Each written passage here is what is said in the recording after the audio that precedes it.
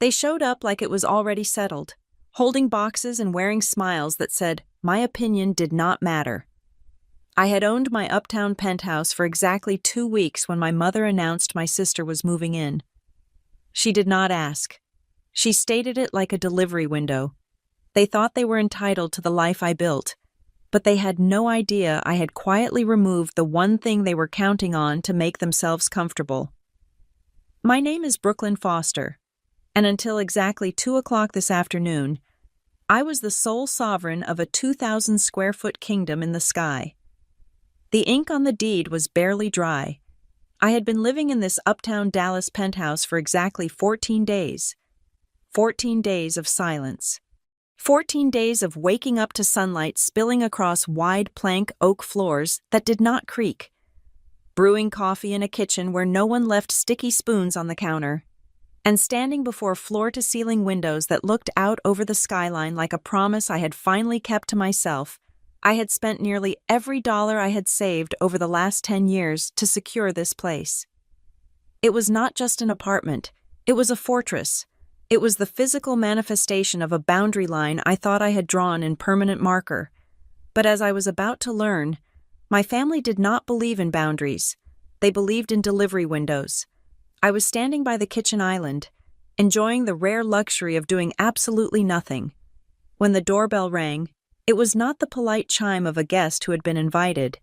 It was a persistent, demanding buzz that suggested the person on the other side felt they had already waited too long. I frowned, setting my mug down on the white quartz countertop.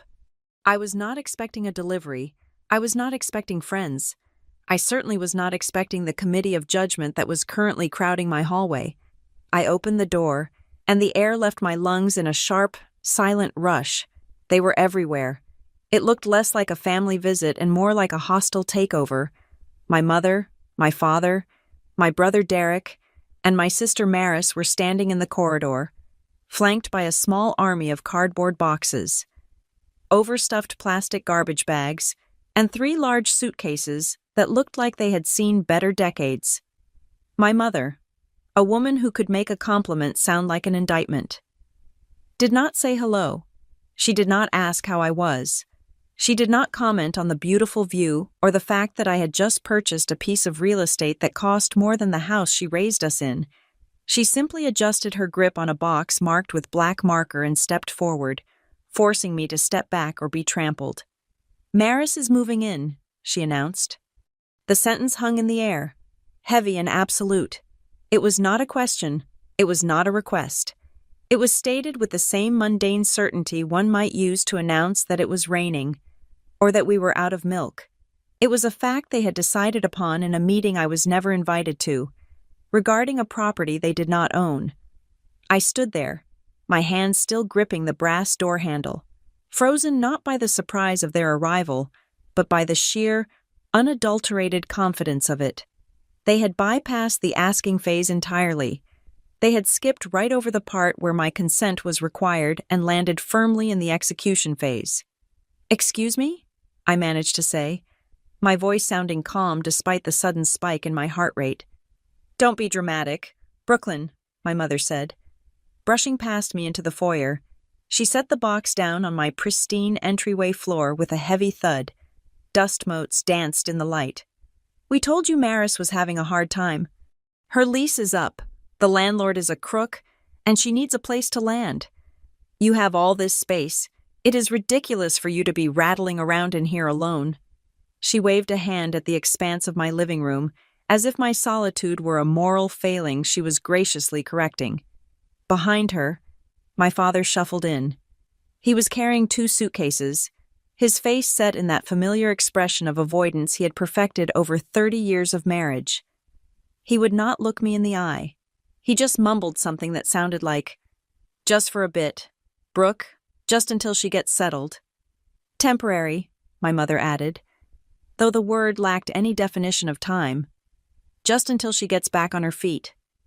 I looked at the pile of luggage.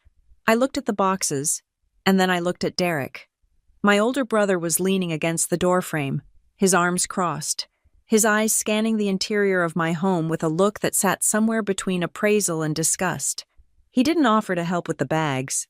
He never did. He just chewed on the inside of his cheek, taking in the high ceilings, the custom lighting, the art I had carefully selected. "Must be nice," Derek said, his voice dripping with that specific brand of sibling resentment that ferments over decades. He kicked the toe of his sneaker against the baseboard, leaving a small black scuff. "So this is where the big money goes, huh?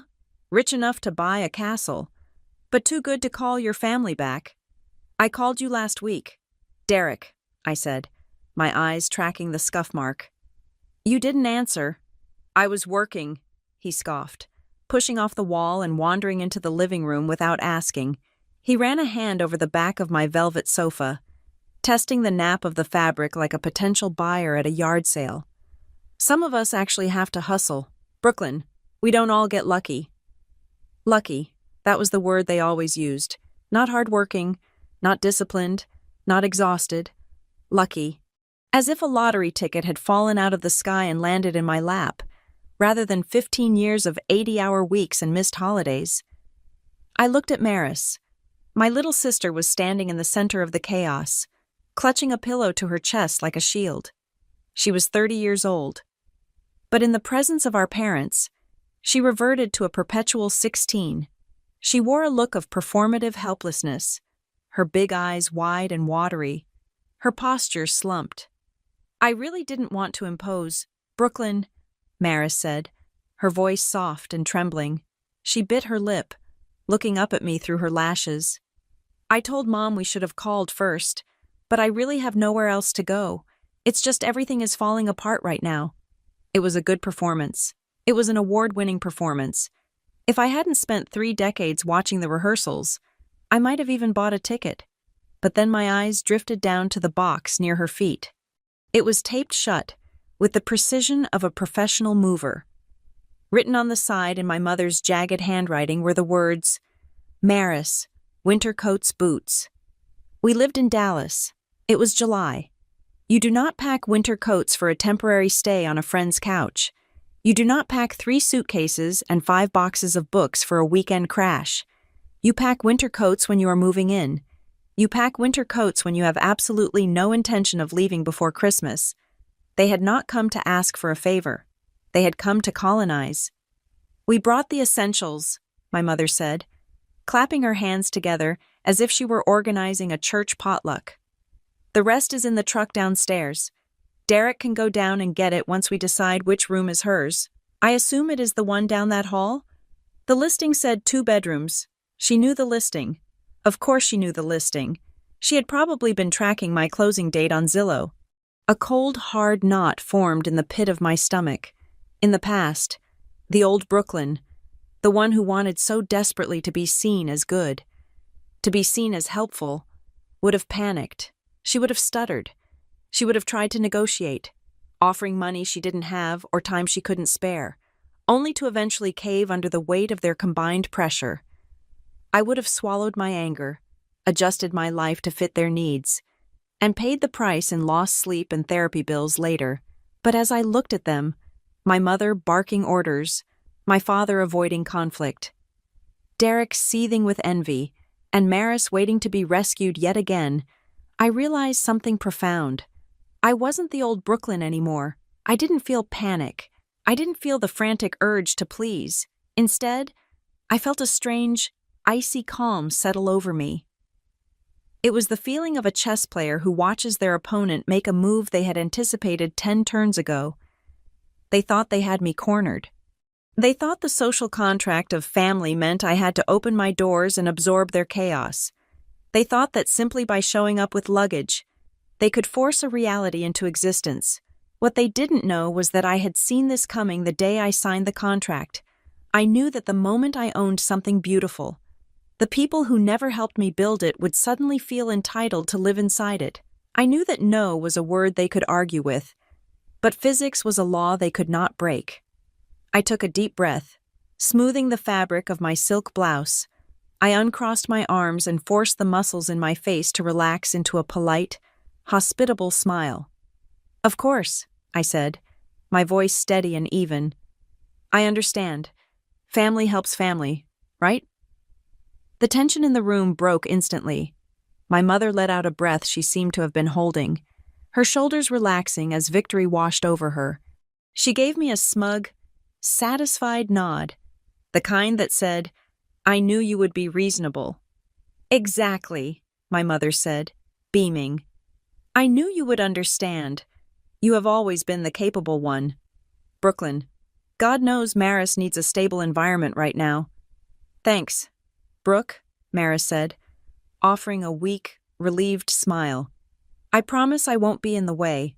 I'll just stay in the room and be quiet. You won't even know I'm here." "I'm sure," I said. "Well, don't just stand there," Derek muttered, picking up a box that looked like it contained heavy electronics. "Where do we put this junk? My back is killing me." "Let me show you," I said. I turned on my heel and began to walk down the long gallery-style hallway that led to the private quarters of the penthouse. The hallway was one of my favorite features. It was lined with recessed lighting that washed the white walls in a soft, warm glow. At the end of the hall lay the master suite. To the right, according to the original floor plan my mother had undoubtedly memorized from the internet, lay the second bedroom and the guest bath. I could hear the shuffle of their footsteps behind me. I could hear the heavy thud of the boxes Derek was dragging. I could hear my mother murmuring about how the paint color in the hallway was too sterile, and how we could warm it up with some of Maris's posters. They were already decorating. They were already moving in. They were already calculating how much of my life they could carve out for themselves. I stopped at the point in the hallway where the door to the second bedroom should have been. "It's right here," I said, gesturing vaguely to the space on my right. My mother bustled forward, eager to inspect the accommodations. She was practically vibrating with the energy of a project manager taking over a site. "Perfect," she said, reaching out. "I brought those beige curtains from the old house. I think they will fit if the windows are standard size, and we can put the bed on the far wall to give her more desk space." She stepped up to the spot I had indicated, her hand reaching out to turn a doorknob that she fully expected to be there. She was moving with the momentum of assumption, the physical manifestation of entitlement. I watched her hand reach out. I watched her fingers curl, anticipating the cold brass of a handle, and I waited for the moment her hand would meet the reality I had constructed. Because there was no handle, there was no door, there was no frame. Where the entrance to the second bedroom had been on the architectural plans, there was now only a smooth, pristine, uninterrupted expanse of drywall, painted the exact same shade of chantilly lace, white as the rest of the corridor. It was a wall, a solid, load-bearing looking, impassable wall.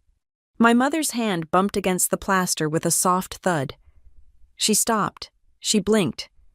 She looked at the wall, then looked down at the floor, then looked back at the wall, as if her eyes were failing to render the image correctly. She took a step back, her brow furrowing in genuine confusion. "Brooklyn?" she said, her voice wavering slightly. "I thought the floor plan said the second bedroom was here." My father bumped into her from behind, nearly dropping a suitcase. "What's the holdup?" "The door," my mother said, pointing at the blank wall. "Where's the door?" Derek dropped the box of electronics with a loud crash. "What do you mean? Where is the door?" "It's a room. It has to have a door." He pushed past my father and walked up to the wall, rapping his knuckles against it. Knock. Knock. The sound was solid, dead. There was no hollow echo of a cheap partition. This was real construction. "I don't get it," Maris said, her voice rising in panic. "The listing said 2 bedrooms. I saw the photos online. There was a bedroom here." They all turned to look at me. The smugness was gone. The confidence was evaporating, replaced by a dawning, frantic confusion. They looked like castaways who had just realized the island they swam to was actually a mirage. I stood there, hands clasped loosely in front of me, maintaining my polite smile. "Oh, that," I said, my tone as light and airy as the penthouse view. "I made some changes." "Changes?" my mother repeated, the word coming out like a choke. "What kind of changes? You can't just delete a room. Brooklyn?" "Actually, I can," I replied. "It is my apartment. I gestured to the smooth wall. I realized I didn't need a guest room. I don't have guests, and I value my privacy. So, before I moved in, I had the contractors seal it up. Seal it up? Derek practically shouted. You walled off a perfectly good bedroom? Are you insane? Do you know what that does to the resale value? I'm not planning to sell, Derek, I said calmly. I'm planning to live here. But where does Maris sleep? My mother asked, her voice rising an octave. She looked from the wall to the mountain of boxes she had dragged into my home, the reality of the situation crashing down on her. We packed everything. Her lease is gone. Where is she supposed to go? I looked at my mother, then at Maris, who was now looking at the wall as if it might open up if she wished hard enough. I'm not sure, I said, allowing just a hint of steel to enter my voice. But as you can see, this is a one-bedroom apartment now, and that bedroom is mine. I let the silence stretch. I let them look at the wall. I let them look at the boxes that suddenly looked less like a relocation and more like a burden they would have to carry back down 30 floors. So, I said, I don't think there is going to be room for those winter coats. To understand why I would go to the extreme length of erasing a room from existence, you have to understand the architecture of my family. In the foster household, roles were assigned at birth, rigid and unyielding as load-bearing columns. Maris was the porcelain doll, fragile, precious, and perpetually in need of a velvet cushion. I was the packaging she came in, utilitarian, discarded once the prize was safe, and expected to absorb every impact without cracking. If Maris failed a math test, it was because the teacher was incompetent or the lighting in the classroom was too harsh. If I failed a math test, it was because I lacked focus. If Maris crashed her car, it was a tragedy of bad roads and worse luck. If I got a flat tire, I should have checked the pressure before I left the driveway. For 3 decades, the narrative never shifted. Maris was the victim of circumstance, and I was the manager of consequences. I learned the art of survival early, while Maris was perfecting the wide-eyed look of helplessness that currently had my mother wringing her hands in my hallway. I was working double shifts at a diner to pay for my own textbooks. I realized by age 16 that no cavalry was coming for me. My parents had expended all their emotional and financial reserves on keeping Maris afloat, leaving me to build my own raft or drown. So I built the raft, then I built a boat, then I built a battleship.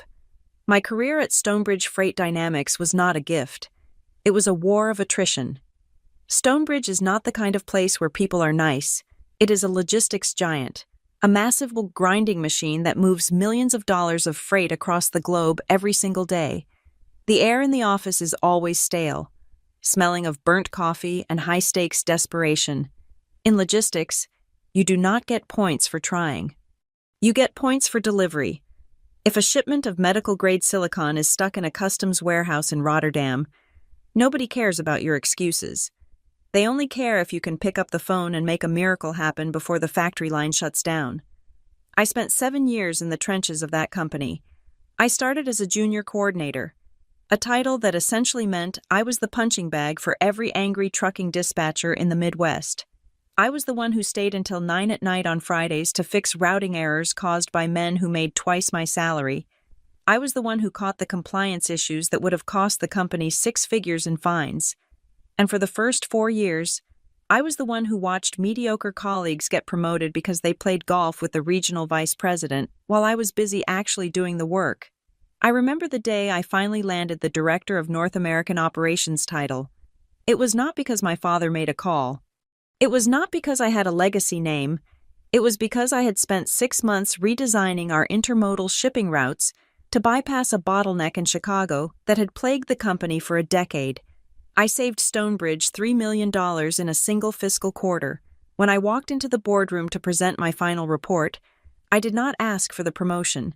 I laid out the data, looked the CEO in the eye, and told him that if he did not give me the chair, I would take my methodology to our biggest competitor by Monday morning.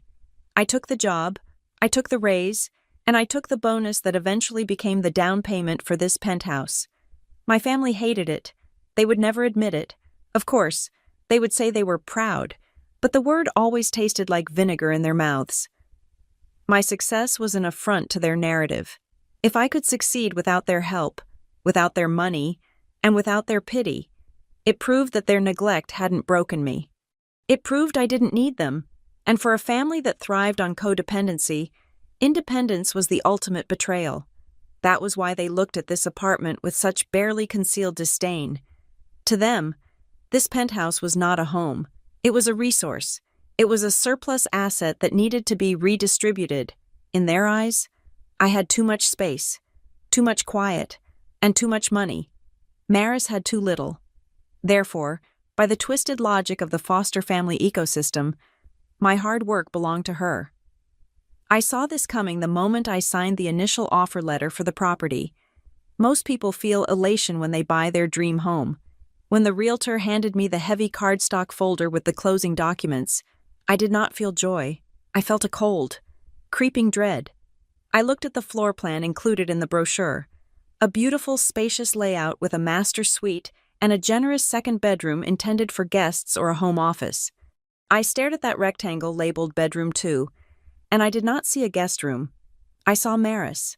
I saw her moving in just for a weekend, because she had a fight with her boyfriend. I saw the weekend turning into a month because she couldn't find the right vibe in a new apartment. I saw my mother calling me, guilt-tripping me about kicking my own sister out on the street. I saw my sanctuary turning into a hostel for my family's dysfunction. I knew exactly how it would play out because we had played this scene before. When I had my first small apartment, a tiny one-bedroom walk-up, my parents had guilted me into letting Derek stay on my couch for a few days while his car was in the shop. He stayed for 6 weeks. He ate my food. He used my laundry detergent, and he complained that my internet was too slow for his gaming. When I finally asked him to leave, my father called me selfish. He told me that family supports family. The word temporary is the most dangerous word in my family's vocabulary. It is a lie. It is a Trojan horse. Temporary is just the label they put on an invasion to get past your defenses. Once they are inside, they dig in like ticks. So, standing in the sales office of the building, surrounded by glossy photos of granite countertops and rainfall showerheads, I made a decision. I realized that as long as the physical space existed, I would never be able to defend it with words alone. My no would never be strong enough to withstand their relentless emotional siege. They would wear me down. They would cry. They would scream. They would enlist aunts and cousins to call me and ask why I was being so cruel to poor Maris. Eventually, I would break. I always broke. Unless the option simply did not exist, I realized I needed a structural solution to a psychological problem. I called a contractor 2 days after closing. He was a gruff man named Miller, who had spent 40 years hanging drywall and framing houses. When I met him at the empty apartment, I walked him to the second bedroom. "I want this gone," I told him. Miller looked at the room, then back at me. "Gone? You mean you want to knock down the wall and open it up to the living room? Make a big, great room?" "No," I said. "I want you to seal it off."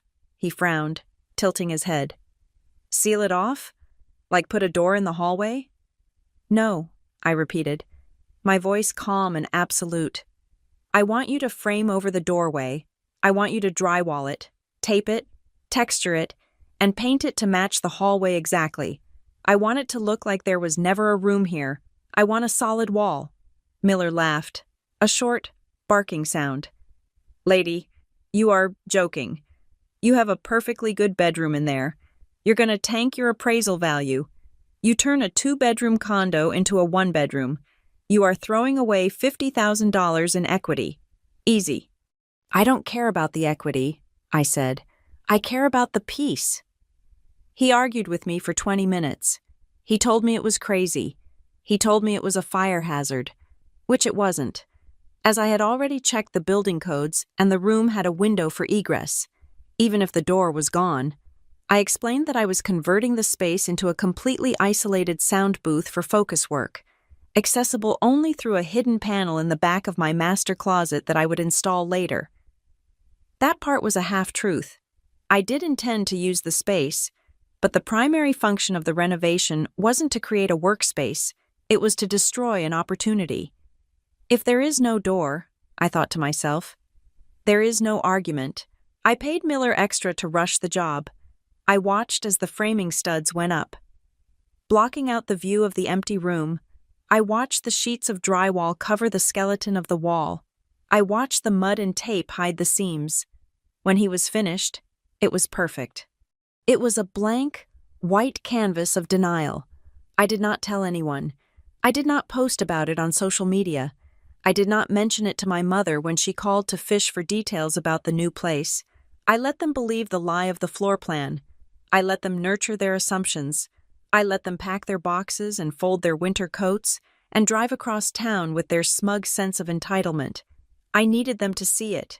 I needed them to walk up to the threshold of their expectations and slam face first into the reality of my boundaries. I needed the rejection to be tangible. Words disappear into the air. But a wall? A wall is a fact. You cannot argue with a wall. You cannot manipulate a wall. You can cry in front of it. You can scream at it. You can tell it that it is being a bad daughter. But the wall does not care. It remains standing. Standing in the hallway now, watching the color drain from Maris's face. I felt a vindication so sharp it almost hurt. This was not just about a room. This was about 30 years of being the backup plan. This was about every time they canceled on me because Maris needed them. This was about every dollar I lent them that never came back. This was about the way they looked at my success not as something to celebrate, but as something to harvest. My mother was still sputtering, her hand touching the painted drywall as if she could find a secret lever. "But we packed," she whispered, her voice cracking. "We told the landlord she was leaving. Brooklyn, you have to fix this. You have to open it back up." "I can't," I lied smoothly. "It is structural now. The permits are filed. The city has it listed as a one-bedroom unit. Reverting it would take months and thousands of dollars I don't have." "You have money," Derek snapped, gesturing wildly at the expensive light fixtures. "Look at this place. You have plenty of money." "I have assets," I corrected him, my voice cooling by 10 degrees. "And I have a budget, and neither of those things includes a renovation budget to reverse a decision I made specifically to suit my lifestyle." "Your lifestyle?" my father grunted, speaking up for the first time since the shock hit. "Since when does your lifestyle include shutting out your kin?" "Since my kin started assuming my home was public property," I replied. The silence that followed was heavy and suffocating. It was the silence of a trap snapping shut. They were realizing that the script they had brought with them, the one where they overwhelm me, "I cave, and Maris gets a free ride," was useless. They were off book, and they had no idea how to improvise. I looked at Maris. She wasn't looking at me. She was looking at the floor, her hands twisting the strap of her purse. For a second, I felt a twinge of the old guilt, that conditioned reflex to fix it for her. I could offer her the couch. I could offer to pay for a hotel for a week. I could offer to help her find a new place. But then I looked at the box of winter coats. They hadn't asked. They hadn't called. They had just assumed that I was the safety net. They assumed that because I was strong, I had an obligation to carry the weak. They assumed that my hard-won peace was less important than their convenience. I killed the guilt. I strangled it right there in the hallway. "I can recommend some hotels nearby," I said, my voice flat. "But you cannot stay here." My mother spun around, her eyes blazing with the fury of a woman who has never been told no by her own child. "You are enjoying this," she hissed. "You planned this. You knew we were coming, and you did this to spite us." "I didn't know you were coming today," I said, and that was the truth. "But I knew you would come eventually. I knew that if I left a door open, you would walk through it without knocking, so I closed it." "It's a bedroom." "Brooklyn!" she shouted. "It's 4 walls and a floor. It is meant for people." "It was a bedroom," I corrected her again. Now it is just a box of air, and it is the only part of this apartment that is truly safe." I didn't tell them about the hidden entrance in my closet. I didn't tell them that the room was actually a beautiful, silent sanctuary where I planned to work on the biggest project of my career. I didn't tell them that inside that sealed room, I had put a comfortable reading chair and a sound system, a place where I could go to escape the noise of the world. To them, it was just a wall, and that was all it ever needed to be. The logistics of their defeat were beginning to set in. The boxes would have to be moved. The truck was double-parked downstairs. The sun was beginning to set over Dallas, casting long shadows across the floor I had worked so hard to buy. They were stranded on the shores of my success, and for the first time in history, I was not going to launch the lifeboat. "I think you should probably start taking the boxes down," I said, checking my watch. "The building has strict rules about move-ins and move-outs after 5 in the afternoon. You don't want to get fined." Derek looked at me with pure hatred. "You are cold. Brooklyn, you are stone cold." "I work in freight." "Derek," I said, meeting his gaze without blinking. "Cold chain storage is my specialty." To understand the full weight of what I did, you have to witness the 10 minutes that preceded the walk down the hallway. You have to see the invasion not as a single event, but as a series of microaggressions, each one a small flag planted in the soil of my hard-won territory. The moment the front door clicked shut, the atmosphere in the penthouse shifted. The cool, sanitized silence I cherished was instantly replaced by the chaotic frequency of the Foster family. It wasn't just the noise, it was the immediate, suffocating sense of ownership they projected. They didn't stand in the foyer like guests waiting to be invited further in. They spilled out, claiming space like gas expanding to fill a vacuum. My mother was the first to breach the perimeter. She didn't take off her shoes. She walked straight past the coat rack, her heels clicking sharply against the hardwood, and headed directly for the kitchen. This was my sanctuary, a space of white quartz and minimalist lines that I kept clinically clean. She ran her hand along the edge of the kitchen island, her fingers inspecting the stone as if checking for dust. It was a gesture of inspection, the kind a landlord makes, or a buyer. "Quartz," she stated, not asking. She tapped her fingernail against the surface. "I told you marble was better for resale. Brooklyn, quartz looks industrial. It lacks warmth." "I like it," I said, standing by the entryway, watching them dissect my life. "It is durable. It doesn't stain." "Well, it is a bit cold," she continued, turning her back to me to survey the living room. Her eyes narrowed as she scanned the floor-to-ceiling windows and the sheer linen drapes I had spent $2,000 on. "And those curtains, they are too sheer. Maris is going to need blackout shades if she wants to sleep past 7 in the morning. The sun hits this side of the building hard, doesn't it?" She was already remodeling. She hadn't been inside for 60 seconds, and she was already mentally tearing down my drapes and installing fixtures for her daughter's comfort. She spoke as if I were a contractor she had hired who had failed to anticipate the client's needs, while my mother critiqued the lighting. Derek was conducting his own inventory. My brother didn't just look. He touched. He walked over to the custom-built media unit, his eyes scanning the bottles of whiskey and gin I had collected. He picked up a bottle of Japanese whiskey, checked the label, raised his eyebrows, and set it back down with a clatter that made my teeth ache. Then he opened the cabinet below the television. He didn't ask. He just pulled the handle, peered inside at the gaming console and the receiver, and grunted. 65-inch? He asked, nodding at the screen mounted on the wall. 55? I corrected. Small for a room this size, he sniffed. Closing the cabinet door with his foot, he turned to face me, a smirk playing on his lips. Kind of a waste, isn't it? All this square footage for one person. What do you even do in here? Echolocation? I live here. Derek, it is called living, he chuckled, a dry, humorless sound. Must be nice to have so much money you can pay for empty air. Meanwhile, the rest of us are grinding just to pay rent. He looked at Maris, then back at me. At least now the space will get some actual use. It is almost immoral to hoard this much room when your family is struggling.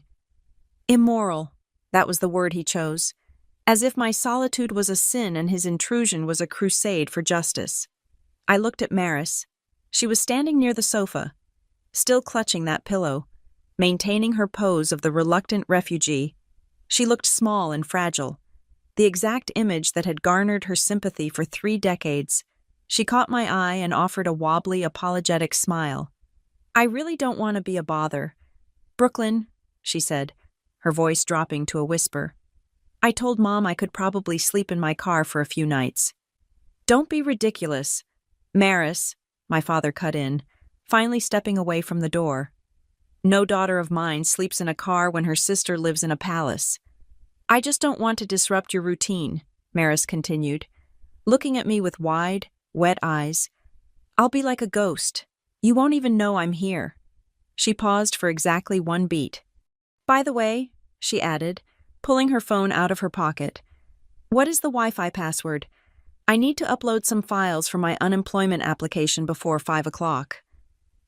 The mask slipped for a fraction of a second.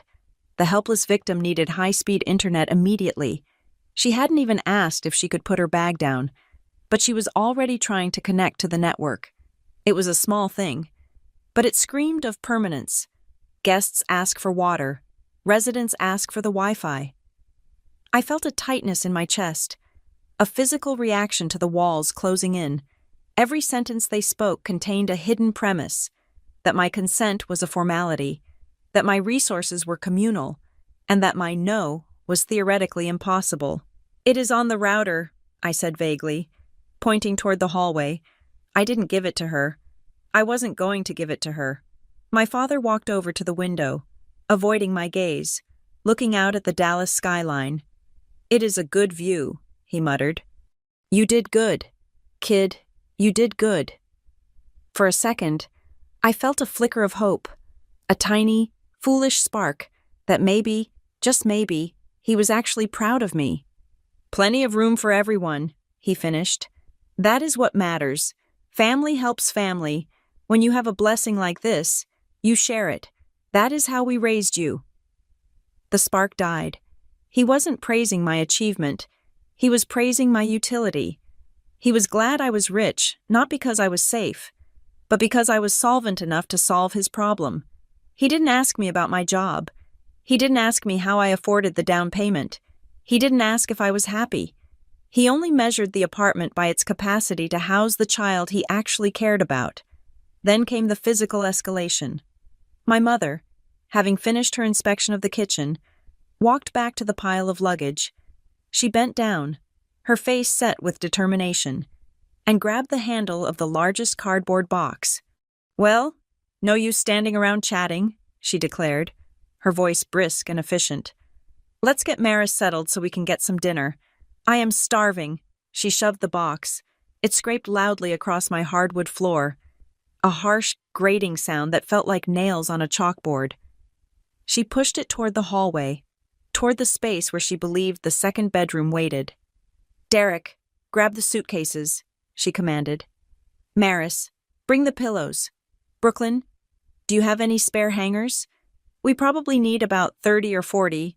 Maris has a lot of blouses." It was happening. They were moving. They were not waiting for me to say, "Okay." They were not waiting for me to show them the room. They were simply executing the plan. The scraping of that box was the sound of a gavel banging down. Case closed. Verdict: guilty of having space. Sentence: indefinite occupation. I stood by the kitchen island, my hand resting on the cool quartz my mother had just insulted. My heart was pounding against my ribs in a frantic, bird-like tempo. The old version of me was screaming inside my skull. The old me wanted to shout, to sob, to plant myself in front of the box and plead for them to stop. The old me wanted to explain, to justify, to bargain. But the new me? The new me simply observed. I watched my mother wrestle with the box's weight. I watched Derek haul the heavy suitcase up onto his shoulder, his face tightening. I watched Maris jab at her phone, hunting for a Wi-Fi signal I had no intention of granting. I crossed to the cupboard and took down a glass. I filled it from the tap. The rush of running water was the only sound I contributed. I took a slow, measured sip, The water was cold. It steadied me. Then I looked at them, sweating, straining, trying to carry their burdens into a room that didn't exist. I looked at the certainty in their movements. They were so sure, so absolute in their belief that they could pressure me into surrender. They thought the hardest part was getting past the doorman. They had no idea. I set the glass down on the counter. I didn't slam it. I set it down with a soft, precise click. "Stop," I said. It wasn't a shout. It was spoken at a normal conversational volume, but the tone cut through the room like a razor blade. My mother stopped pushing the box. She looked up, wiping a bead of sweat from her forehead. "What? Don't tell me you are going to make a scene now." "Brooklyn, we are already inside." "I'm not making a scene," I said, a small but polite smile touching my lips. It wasn't a happy smile. It was the smile of a predator who has just heard the trap snap shut. "I just don't want you to waste your energy dragging those heavy boxes down the hall if the layout isn't what you expect." "We know the layout," Derek spat, adjusting the strap on his shoulder. 2 bedrooms, 1 bath. We saw the floor plan." "Plans change," I said softly. I stepped away from the counter and smoothed the front of my dress. I walked past Maris, who instinctively stepped back as if I radiated a sudden drop in temperature. I walked past my father, who was still staring out the window, oblivious to the shift in atmospheric pressure. I walked past my mother, who was glaring at me with hands on her hips. I stopped at the mouth of the hallway. The lighting here was perfect. It cast a warm, inviting glow down the corridor, highlighting the beautiful art on the walls and leading the eye straight to the end. "You want to see Maris's room?" I asked, looking back at them. "Come on, let me show you exactly where she's going to stay." I turned my back on them and began to walk. I heard them shuffling behind me. The heavy breathing of people carrying physical baggage, unaware that they were about to be crushed by emotional weight. I walked slowly. I wanted them to savor the anticipation. I wanted them to visualize the bed, the desk, the closet. I wanted the image of that room to be so real in their minds that when I ripped it away, the phantom pain would last forever. "It is right here," I said, my voice echoing slightly in the corridor. I stopped, I stepped aside, and I gestured to the empty space where their expectations were about to die. The hallway seemed to stretch out, elongated by the sudden silence that had fallen over my family. My mother was leading the charge, her heels striking the floorboards with the rhythmic clatter of a woman who believes she is marching toward victory. She had shaken off the momentary confusion of my earlier comments, dismissing them as the petty ramblings of a tired daughter. In her mind, a house was a house, a room was a room, and a door was an invitation that she did not need to wait for. She zeroed in on the doorframe at the end of the hall. "Now, I need to explain something about the architecture of this building. It is a pre-war conversion, the kind of place that values symmetry above utility. When I renovated, the building board insisted that the hallway aesthetics remain uniform. They would not allow me to drywall over the actual entry in a way that disrupted the visual rhythm of the corridor. So, while I had described the wall as a solid barrier, which, functionally and spiritually, there was still a physical artifact of what used to be a door, a handle, a frame. It sat there like a stage prop, a wooden lie painted in high-gloss white, promising a destination that no longer existed. My mother saw that handle and her confidence surged back. She looked at me over her shoulder, a smug, pitying smile playing on her lips. It was the look she always gave me when she thought I was being difficult for no reason. "Honestly, Brooklyn," she sighed, shaking her head. "You had us worried for a second with all that talk about no room. You really need to stop being so dramatic. It is just a guest room." She reached out, her hand, manicured and heavy with gold rings, wrapped around the brushed brass knob. "Here we are, Maris," she announced, her voice pitching up into that cheerful tone she used to gloss over family tension. "Let's see what we are working with." She turned the handle. The latch clicked, a crisp, mechanical sound that echoed in the narrow space. She pushed, And then, physics intervened. The door swung inward exactly 3 inches. Thunk! It didn't jam. It didn't stick. It hit something solid. It hit something immovable. It made the dull, flat sound of wood striking reinforced drywall. My mother frowned. She pushed again, putting her shoulder into it this time, expecting the resistance to be a pile of boxes or perhaps a piece of misplaced furniture. Thunk! The door did not budge. It was held in place not by a lock, but by a literal dead end. "What on earth?" she muttered. She leaned in, squinting, and peered through the 3-inch gap between the door and the frame. I watched the realization hit her in slow motion. I watched her eyes widen, then narrow, then widen again as her brain tried to process the visual data. There was no room. There was no depth. There was no darkness. 3 inches behind the white door was a wall, a flat, gray, perfectly finished sheet of drywall that sealed the opening completely. There was no baseboard. There was no gap at the top. It was a solid blockade, taped and mudded and painted with the uncaring precision of a contractor who had followed his blueprints to the letter. My mother froze. Her hand stayed on the doorknob, but her body went rigid, as if the wall had reached out and shocked her. She stood there for a long, agonizing second, just staring at the gray slab that was blocking her path. "I don't understand," she whispered. She pulled the door back and slammed it forward again, as if violence might change the floor plan. "Thunk! It is walled off," she said, her voice trembling. She spun around to face us, her face pale, her eyes darting between me and the door. "Brooklyn? Why is there a wall behind this door?" My father, who had been lagging behind with the suitcases, shuffled forward. "What do you mean, a wall? The door is right there." "Look at it! Howard!" my mother shrieked, stepping back and gesturing at the gap. "Look, it is fake. It goes nowhere."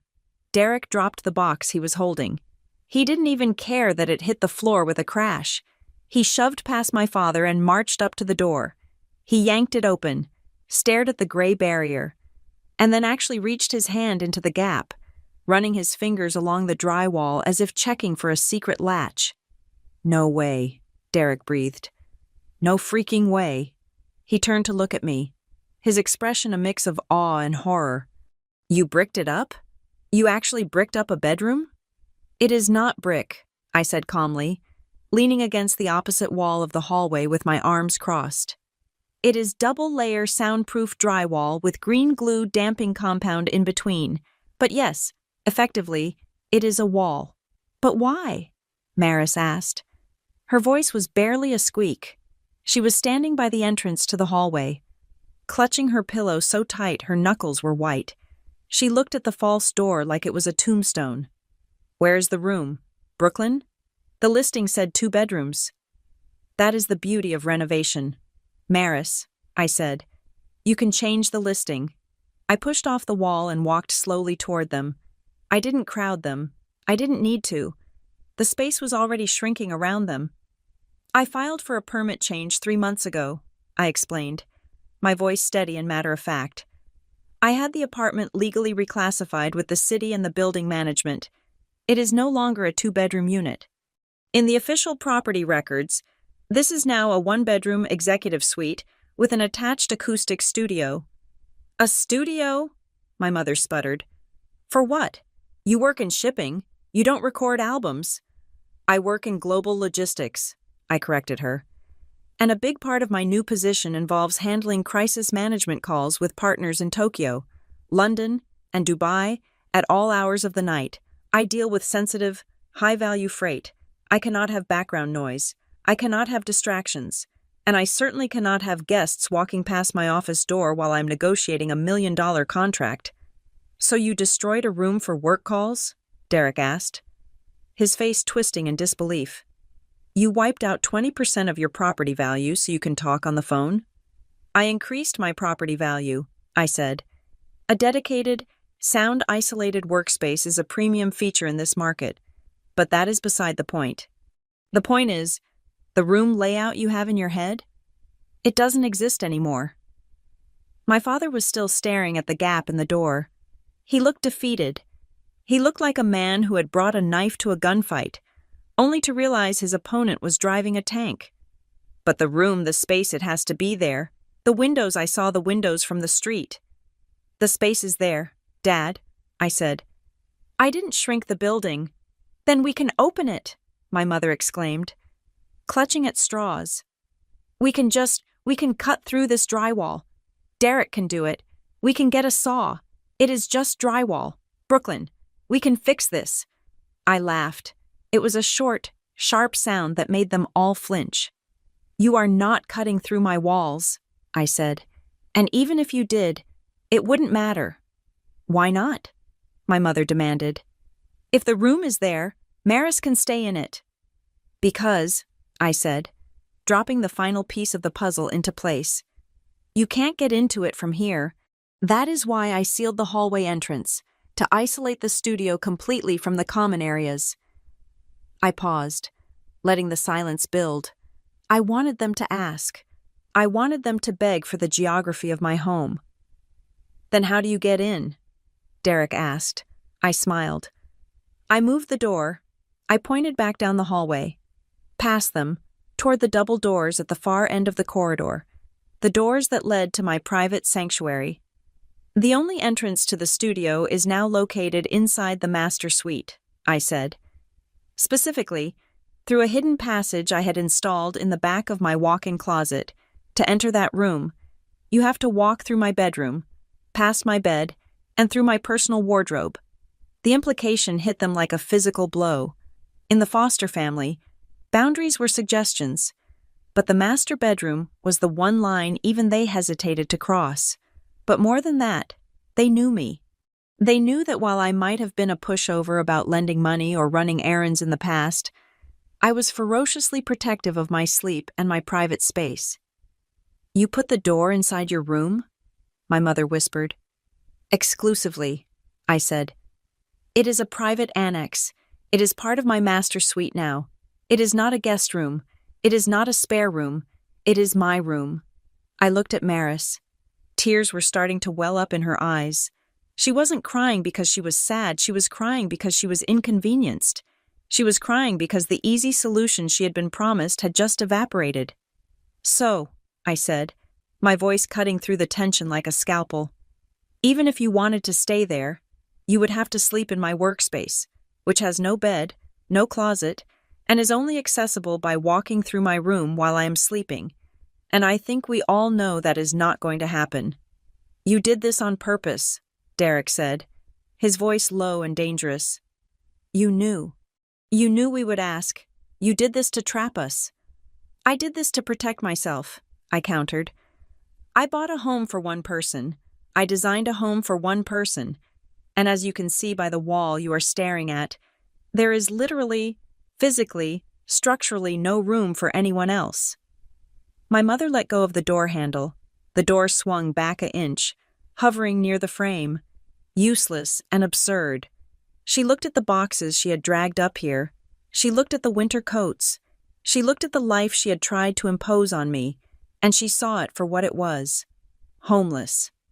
There is no bedroom too, Mom, I said, delivering the final verdict. So there is nothing to move into. The silence that followed my declaration was not the peaceful silence of my new home. It was the pressurized silence of a bomb squad watching a timer tick down to 0. The white hallway, usually a conduit for light and air, suddenly felt like a trench. My mother was the first to detonate. The shock of the physical wall faded, replaced instantly by a sharp, jagged fury. Her face flushed a deep, blotchy red, clashing violently with her pristine collar. She spun around, her finger jabbing the air in my direction, accusing me of a crime I had indeed committed, the crime of autonomy.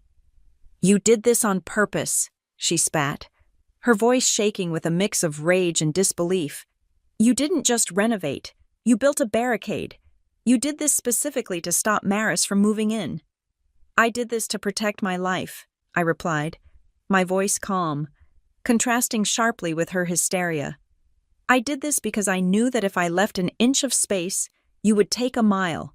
And I was right. Look at you. You are standing in my hallway with furniture I did not ask for, demanding access to a room I do not have. That is not the point, she shrieked. The point is the malice. Brooklyn, the calculation. You knew your sister was struggling. You knew she needed a soft place to land. And instead of preparing a room, you hired a contractor to brick up the door? Who does that? What kind of sister does that? The kind of sister who is tired of being the soft place where everyone else lands, I said. I am not a mattress. Mom, I am a person. My father, who had been staring at the wall as if he could melt it with his disappointment, finally turned to look at me.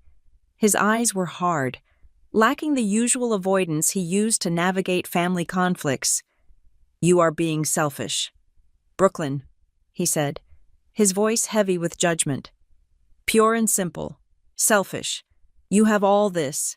He gestured vaguely at the high ceilings and the expensive art.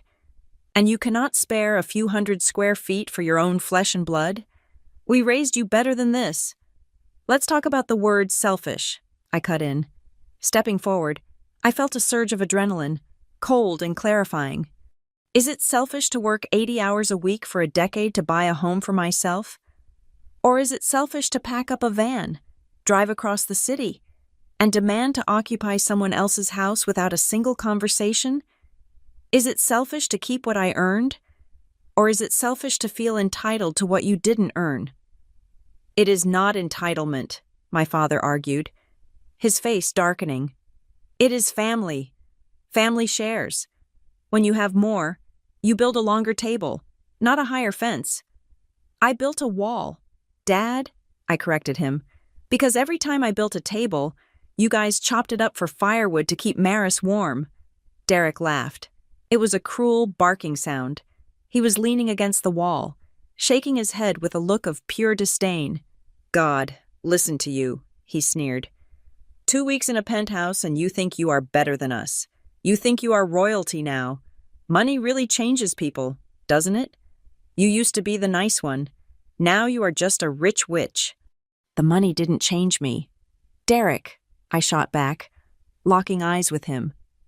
The money just gave me the ability to say no. I haven't changed. My tolerance for being used has just finally hit 0. Used? My mother gasped, clutching her chest as if I had physically struck her. Used? How dare you use that word after everything we have done for you? We clothed you. We fed you. We put a roof over your head for 18 years. We sacrificed everything to make sure you kids had a start in life, and this is how you repay us? With a bill for emotional damages? This was their favorite weapon, the ledger of birth, the idea that by performing the biological imperative of parenting, they had purchased a lifetime subscription to my obedience. In the past, this argument would have made me crumble. It would have made me apologize for breathing, but not today. Today, the ledger was closed. Let's be clear about something, I said, my voice dropping to a register that was dangerously low. Raising a child is not a transaction. You chose to have me. Feeding me, clothing me, and keeping me alive was not a favor.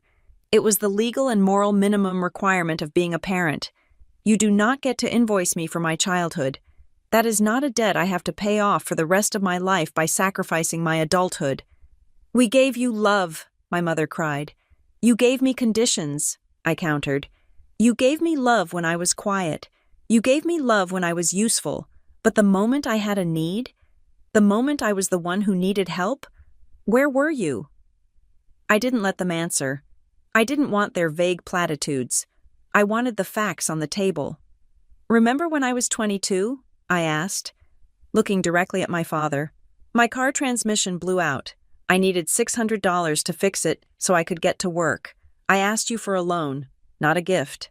A loan. You told me that struggle builds character and that you didn't have the cash. My father shifted his weight, looking down at his shoes. 2 weeks later, I continued, Maris wanted to go to a music festival in Austin. The tickets and the hotel cost $1,200. You paid for it. You called it a cultural experience. She didn't pay you back. I walked to the bus stop in the rain for 3 months. That was different. my mother protested weakly. Maris was going through a hard time. She needed cheering up. Maris is always going through a hard time, I snapped. That is the pattern. When I was in college, working 2 jobs to pay tuition, Maris was failing out of community college because she didn't like the professors. Who got the rent assistance? Maris. Who got the new laptop? Maris. Who got the cosigner on the lease? Maris. I turned to my sister. She was shrinking against the wall, her face a mask of misery. And when Maris got that DUI 3 years ago, I said, relentless. Who paid the lawyer? You guys couldn't afford it.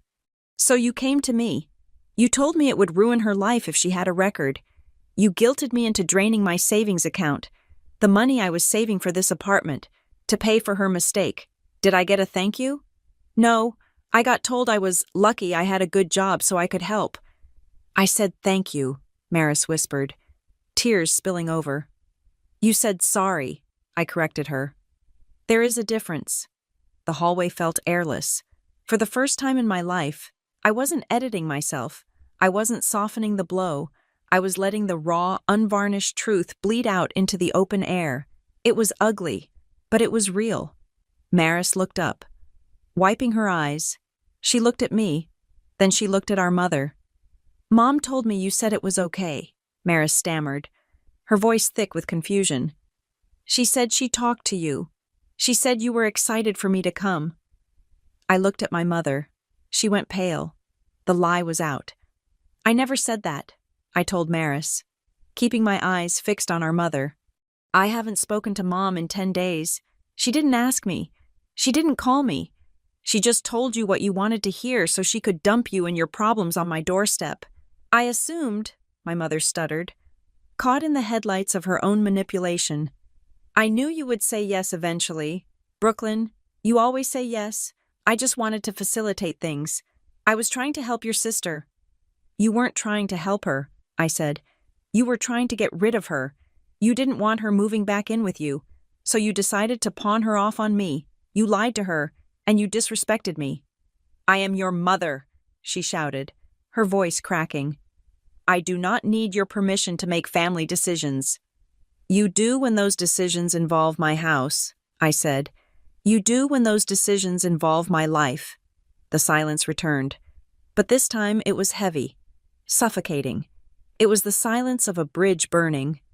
The structure of our family dynamic, the unspoken agreement that I would always yield, had collapsed. My mother looked around the hallway. She looked at the blank wall where the door should have been. She looked at Derek, who was sullen and silent. She looked at Maris, who was looking at her with a new expression, betrayal. She realized she had lost, but my mother was not a woman who accepted defeat with grace. She accepted it with martyrdom. She straightened her jacket, sniffing loudly. She grabbed the handle of the box she had pushed down the hall. Fine, she said, her voice dripping with icy venom. Fine, if you are going to be this way, if you are going to be so cold and heartless to your own family, then we don't want to stay here anyway. She glared at me, her eyes wet with angry tears. Rally the troops. Howard, she barked at my father. Get the bags. Clearly. We are not welcome here. Clearly. This house is too good for the people who made the owner who she is. She started to shove the box back toward the living room, making a show of the physical struggle. We will go, she announced dramatically. We will find a motel, or we will sleep in the car. It doesn't matter, as long as we don't disturb the queen in her castle. She paused as she passed me, waiting for me to break. She was waiting for the apology. She was waiting for me to grab her arm and say, No, Mom, don't go. I'm sorry. Let's figure this out. That was the script. We had performed it 1,000 times. I stood still. I kept my hands at my sides. I didn't blink. You are welcome to visit, Mom, I said, my voice steady, devoid of the guilt she was fishing for. When you are invited, and when you respect my boundaries. This isn't a home, she spat, turning her back on me. It is a fortress. Exactly, I said. My home welcomes respect.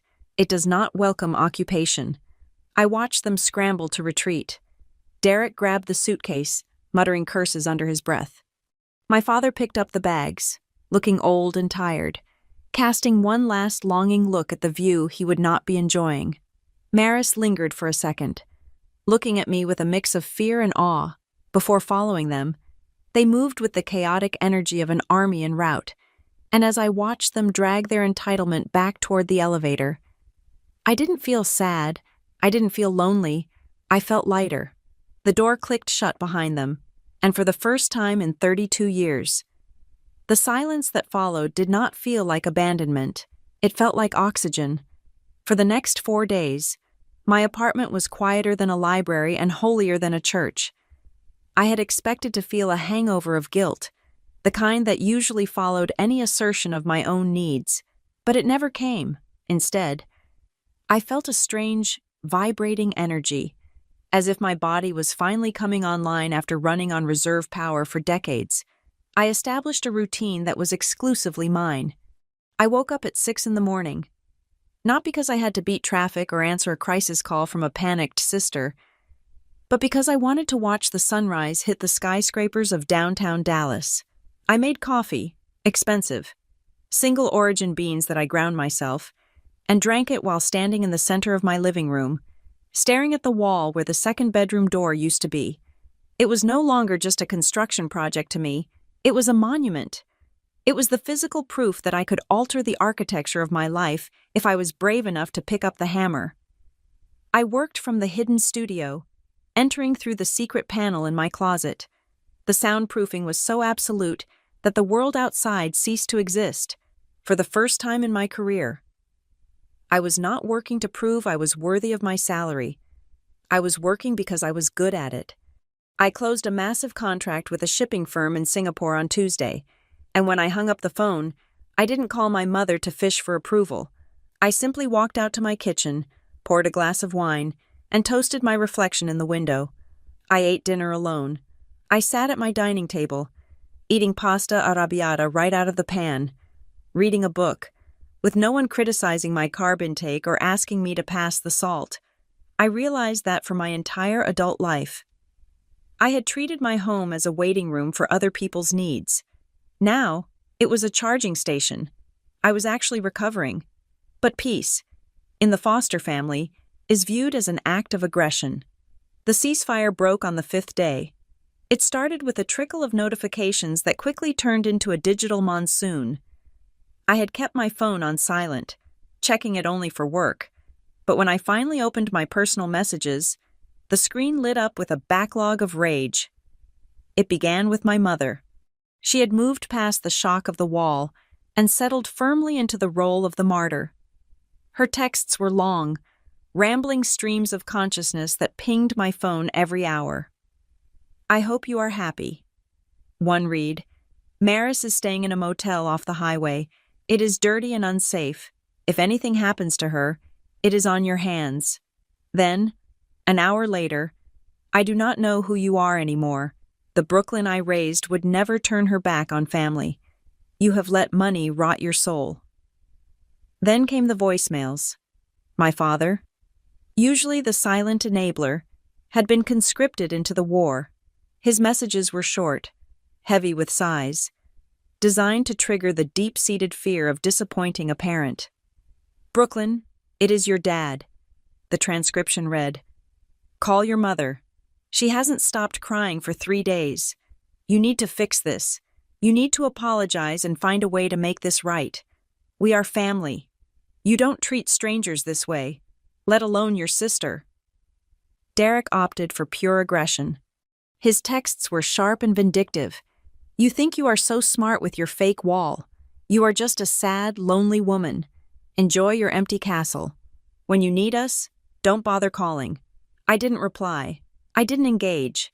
I knew that any response, even a defensive one, would be fuel for their fire.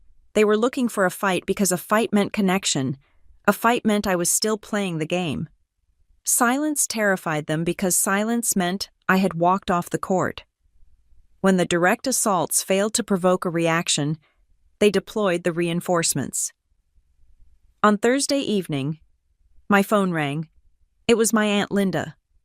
Linda was my mother's older sister, the matriarch of the extended family, and the unofficial keeper of the family reputation. We hadn't spoken in 6 months. Not since Christmas. But suddenly she was calling me at 8 o'clock on a weeknight. I stared at the screen. I knew exactly what this was. This was the flying monkey strategy. When the narcissist loses control, they recruit third parties to shame the victim back into compliance. I answered. I put the phone on speaker and set it on the marble counter while I chopped vegetables. "Hello, Aunt Linda," I said, my voice even. "Brooklyn," she said, her tone dripping with that specific brand of Southern concern that masks judgment. "I just got off the phone with your mother. She is absolutely distraught. She says you threw them out of your house, that you refused to let Maris stay." "That is one version of the story," I said, slicing a red pepper. "Well, it is the version I heard," Linda snapped. "She said you were cold. She said you mocked them. Brooklyn, honey, I know you have a big important job now, but you cannot forget where you came from. Family is all we have at the end of the day. To leave your sister homeless? That is just cruel. It is making the whole family look bad." There it was, the shame. The accusation that I was damaging the collective image. "Maris is not homeless. Linda," I said calmly. "Maris is 30 years old. She has a car. She has parents who have a 4-bedroom house in the suburbs. If she is in a motel, it is because she chose to be." "That is not the point," Linda argued. "The point is, you have plenty of room and you said no. Your mother says you walled off a room? Is that true? Did you really mutilate a beautiful apartment just to spite your own flesh and blood?" I put the knife down. I took a breath. "I renovated my home to suit my needs," I said. "I set a boundary. Aunt Linda, I understand that is a new concept for this family, but it is not a debate." "A boundary?" she scoffed. "Since when does a boundary involve treating your mother like a trespasser? You need to call her. You need to apologize. You need to tell Maris she can come over." "No," I said. "Excuse me?" "No," I repeated. "I will not be doing that. And if Mom wants to talk to me, she can do it when she is ready to respect my decision. Until then, the answer is no." "You are being a brat," Linda hissed. "A spoiled, ungrateful brat." "Goodbye, Linda," I said, and I tapped the red button. I felt a tremor in my hand, a residual vibration of the adrenaline that used to cripple me during these confrontations. But this time, the tremor passed in 10 seconds. I didn't cry. I didn't spiral. I went back to chopping my vegetables. I had drawn a line. And the sky hadn't fallen, but they weren't done. The emotional siege was failing. So they attempted a tactical one. The next morning, I was in the middle of a video conference with my team in London when my intercom buzzed. It was a persistent, urgent sound. I ignored it twice. But on the third buzz, I apologized to my team, muted my microphone, and walked over to the wall panel. "Yes?" I asked. "Ms. Foster?" It was Marcus, the lead concierge for the morning shift. His voice sounded professional but slightly strained. "I apologize for the interruption, but I have a situation at the front desk regarding your unit access." "What kind of situation?" I asked, though a cold knot was already forming in my stomach. "I have a couple here, a Mr. and Mrs. Foster," Marcus said. "They are claiming to be your parents. They say they are here to drop off some mail and pick up a set of spare keys that you left for them. They were quite insistent that you authorized it." I froze. The blood drained from my face, not from fear, but from a sudden, white-hot clarity. They weren't just calling to yell at me. They were trying to breach the perimeter. "I did not authorize that. Marcus," I said, my voice hard as diamond. "I did not leave keys for anyone." "That is what I see in your file." "Ms. Foster," Marcus replied. "I checked your directive. It says no access for anyone not on the pre-approved list. But they are causing a bit of a scene in the lobby. Your mother is claiming it is a medical emergency and she needs to get into the apartment to get your medication. My medication? I didn't take any medication. It was a lie. A bold, desperate, verifiable lie designed to panic a doorman into breaking protocol. Marcus, I said, listen to me very carefully. Do not give them a key. Do not let them up the elevator. If they do not leave, call the police. There was a brief pause on the line. Understood. Ms. Foster, I will handle it. I hung up the intercom. I stood there for a moment, shaking. This was a violation. This wasn't asking for a favor. This was an attempted break-in wrapped in the guise of parental concern. 10 minutes later, my email pinged. It was an automated notification from the building's security system. Access log report. Unit 42B. I opened the PDF. Marcus, being the professional he was, had logged the entire interaction. But what caught my eye wasn't just today's attempt. I scrolled down the history log for the past 2 weeks, the 2 weeks since I had closed on the property. There were 4 other entries I hadn't noticed before. July 12th, 2 p.m. Caller requesting verification of resident list. Caller ID, H. Foster, July 14th, 9 a.m. Caller requesting copy of floor plan for insurance purposes. Caller claimed to be resident's father, July 15th, 4:30 p.m. Walk-in inquiry regarding parking spot availability for second vehicle. I stared at the screen, the glowing letters burning into my retinas. They had been planning this since the day I signed the deed. They hadn't just assumed Maris could stay. They were actively trying to establish residency. They were trying to get their names on the building registry. They were trying to get a parking spot for Maris's car. They were trying to get a key so they could come and go as they pleased. This wasn't about Maris needing a bed. This was about control. They wanted a key to my life. They wanted the ability to walk into my sanctuary whenever they felt like it, to inspect my fridge, to criticize my cleaning, to rearrange my furniture, to remind me that I never truly owned anything, not even my privacy. If I hadn't walled off that room, they would have had the key by now. Maris would have let them in. They would be sitting on my couch right now, waiting for me to come out of my office so they could tell me what I was doing wrong. The wall didn't just stop Maris, it stopped the infection. I sat down at my desk. My hands were trembling, but my mind was icy calm. I picked up my phone. I saw 17 missed calls from my mother in the last 20 minutes, presumably from the lobby while Marcus was turning them away. I didn't listen to the voicemails. I didn't read the texts. I went to my contacts. I scrolled to Mom. I scrolled to the bottom of the screen. I pressed block caller. I went to Dad. Block caller. I went to Derek. Block caller. I hesitated at Maris. She hadn't been at the desk. She hadn't been part of the aggressive texts. She was a pawn. I knew that. But a pawn is still used to capture the queen. If I left a line open to her, they would use it. They would grab her phone and text me. They would make her call me crying.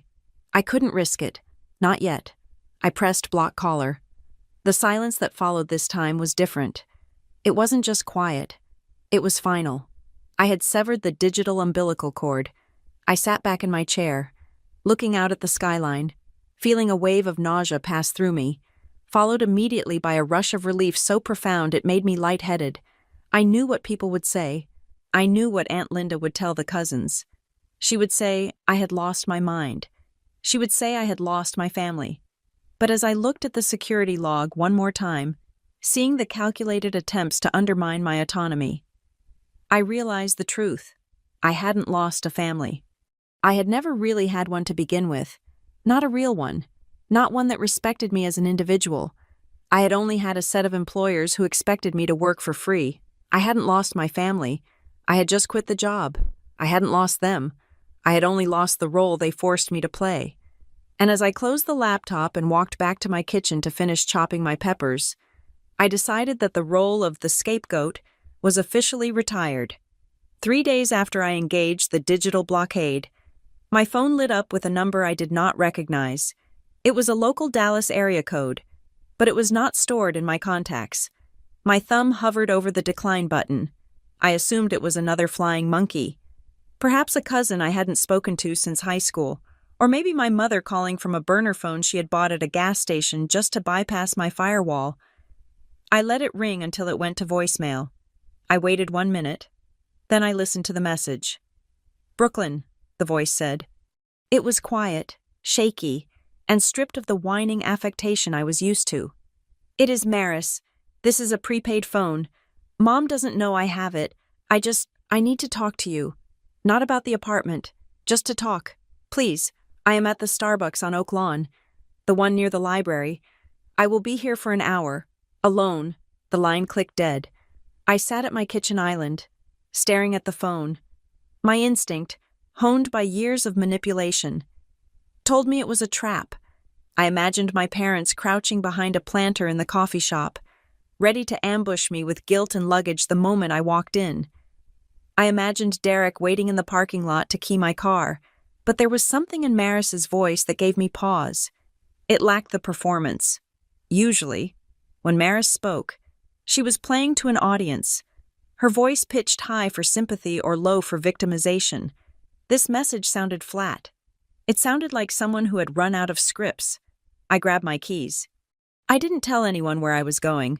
I took a different route than usual, checking my rearview mirror out of habit, half expecting to see my father's beat-up sedan trailing me. When I walked into the coffee shop, the air was thick with the smell of burnt espresso and the noise of a dozen remote workers typing on laptops. It was neutral ground. Public. Safe. I spotted her immediately. She was sitting at a small round table in the back corner, as far away from the door as possible. She wasn't looking at her phone. She was just staring into a paper cup. Her shoulders hunched forward.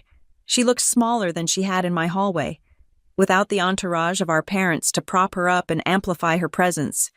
Maris looked like exactly what she was, a 30-year-old woman who was terrified of her own life.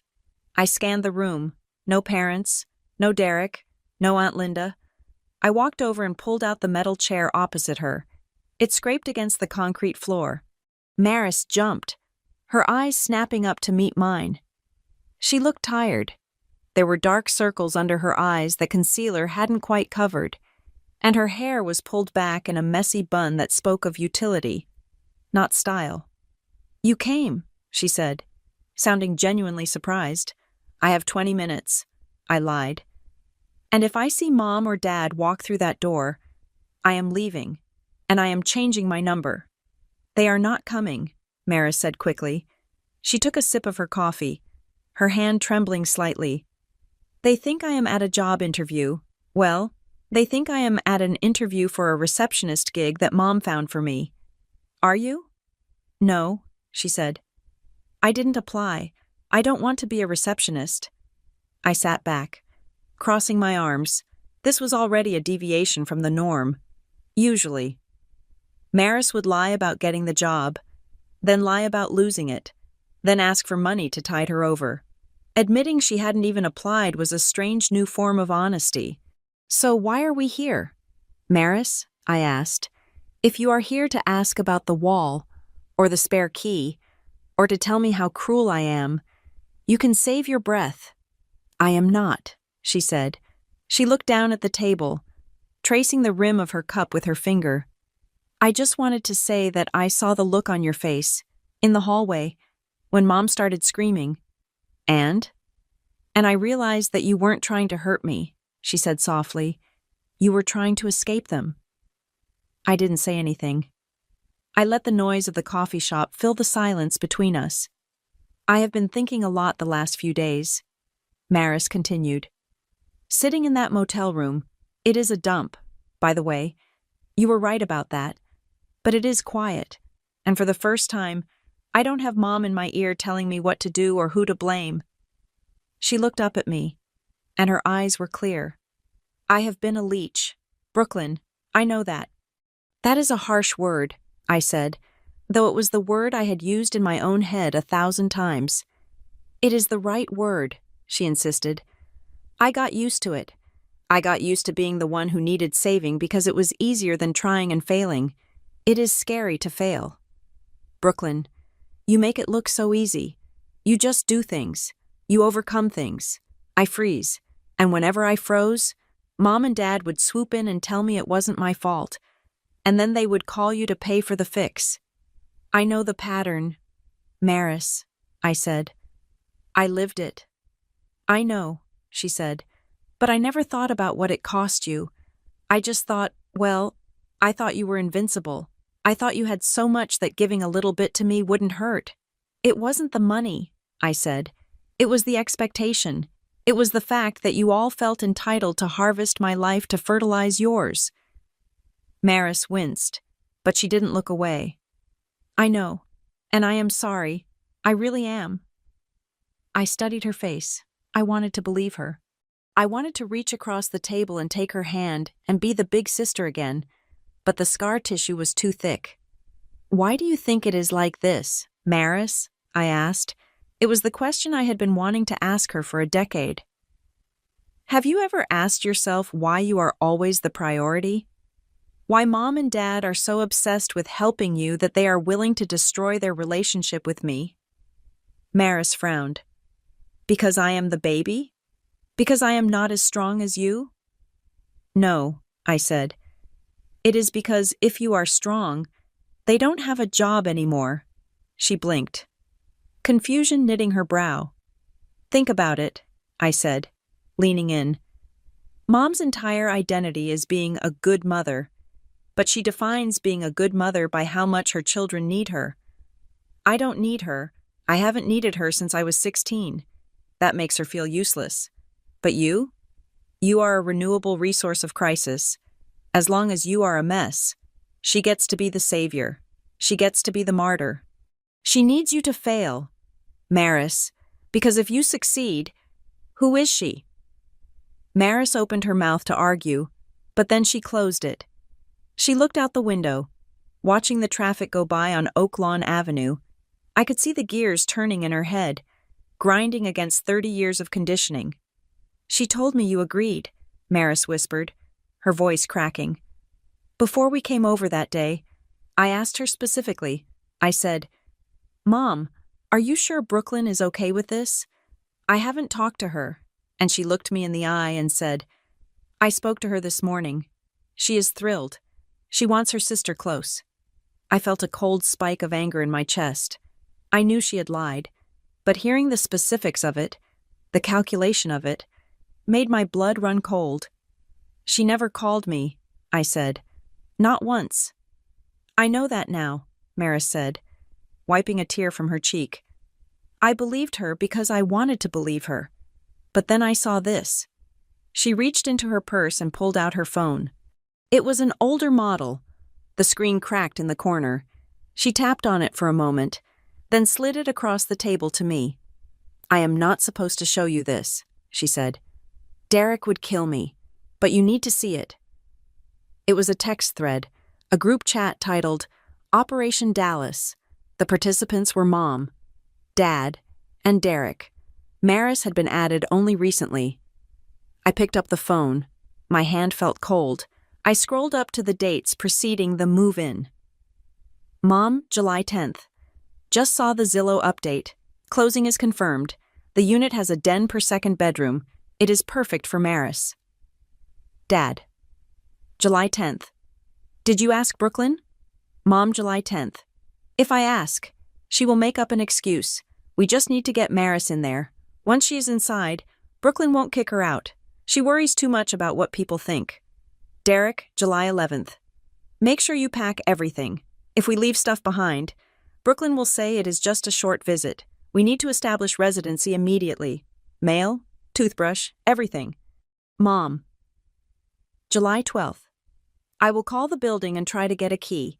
If we can get a key before she moves in, we can move Maris's stuff in before Brooklyn even gets there. Surprise her. Derek, July 14th. What if she says no? Mom, July 14th. She won't say no to me, and if she does, we just stay. We wear her down. We will do shifts if we have to. You stay a few nights, then I will stay. We make it so there is always someone there until she accepts it. It is a big place. She will get used to it. It is better for the family if we have a foothold in the city. I stared at the words. Operation Dallas. Foothold. Wear her down. This wasn't a family trying to help a struggling daughter. This was a military campaign. They viewed my home as enemy territory to be conquered. They had discussed occupying my space in shifts, like guards in a watchtower, specifically to erode my resistance. I looked at the date of the message about getting the key. It matched the date on the security log I had seen from the building. If I hadn't built that wall, if I had left that door open, they would have succeeded. They would have moved in while I was at work. They would have claimed squatters' rights. They would have turned my sanctuary into a commune. I handed the phone back to Maris. My fingers felt numb. You see it now, don't you? I asked. Maris nodded. She looked sick. They weren't doing it for me. Brooklyn. They were. But they were using me to get to you. They want to be in that apartment. They talk about it like they won the lottery. They didn't win anything, I said. And neither did you. I know, she said. She put the phone away, sliding it deep into her bag as if she was afraid it might bite her. That is why I wanted to see you. I wanted to tell you that I am done. Done with what? Done waiting to be saved, she said. She reached into her bag again and pulled out a folded piece of paper. She smoothed it out on the table. It was a printout of an email confirmation. I found a room, she said. It is not in Uptown. It is in Deep Ellum, in a shared house with 3 other girls. It is small, and the bathroom is down the hall. But it is $600 a month. I can afford that with my unemployment check until I get a job. I looked at the paper. It was a standard roommate agreement. It looked real. And, she continued, her voice gaining a little more strength, I went to the community college this morning. Before I came here, I signed up for the phlebotomy certification program. It is 6 weeks. It is fast. Hospitals are always hiring. I don't need a degree. I just need a trade. This was new. Maris had always talked about finding her passion or following her dreams, which usually involved expensive art classes she never finished. Phlebotomy was blood. It was needles. It was gross, practical, steady work. It was the most realistic thing I had ever heard her say. That sounds solid, I said. I was careful not to sound too excited. I didn't want to praise her like a child. I wanted to respect her like an adult. I don't want your money, Brooklyn, she said, anticipating my next move. And I don't want to live in your penthouse. Even if there was a room, I realized something when I saw that wall. What? I realized that if you had to build a wall to keep me out, I must be a pretty toxic person to be around. The honesty of the statement hit me hard. It was a moment of clarity that I hadn't expected her to possess. You are not toxic, Maris, I said gently. The dynamic is toxic. You were just the instrument they used to pry the door open. Maybe, she said, but I let them hold me. I let them swing me like a battering ram. She took a deep breath. Anyway, I just wanted you to know. I am taking the room in Deep Ellum. I move in on Saturday. Mom hates it. She says it is dangerous. She says I am being ungrateful. She is losing control, I said. That is what she hates. Probably, Maris said. She stood up, slinging her bag over her shoulder. She looked down at me. I am not going to ask you to forgive them. I don't think you should. But maybe, once I get settled, once I have my own money and my own place, maybe we could get coffee again? Just us? I looked at my sister. For the first time, I didn't see a burden. I saw a woman who was waking up from a long, drugged sleep. She was groggy, and she was weak, but she was standing on her own 2 feet. I would like that, I said. But Maris? Yeah? I am not the safety net anymore, I said. I needed to say it. I needed to say it out loud so the universe could hear it. If the roommate situation falls through, if the phlebotomy class is too hard, you cannot call me to fix it. I will cheer for you. I will buy you dinner, but I will not bail you out. Maris nodded. She didn't flinch. I know. That is the only way this works. Good, I said. Okay, she said. Bye, Brooklyn. She turned and walked out of the coffee shop. She didn't look back. She walked out into the heat of the Dallas afternoon, toward a cheap apartment and a job drawing blood. I sat there for another 20 minutes. I drank my coffee, which had gone cold. I replayed the conversation in my head, analyzing it for traps, but I couldn't find any. It wasn't a fairy tale ending. We weren't going to braid each other's hair and talk about boys, but for the first time in our lives, the relationship felt fair. I looked at my phone. The block icon was still active next to her name. I hesitated. Then, with a slow, deliberate movement of my thumb, I unblocked her. I didn't call her. I didn't text her. I just opened the door a crack. Not the door to my apartment. That wall was staying exactly where it was, but the door to my life. I stood up, threw my cup in the trash, and walked out to my car. As I drove back to my penthouse, passing the skyline that I now owned a piece of, I felt a different kind of satisfaction. The wall I had built hadn't just kept them out. It had forced Maris to finally stand up. By closing one door, I had forced her to open her own, and that, I realized, was the most loving thing I had ever done for her. The truce with Maris had given me a false sense of security.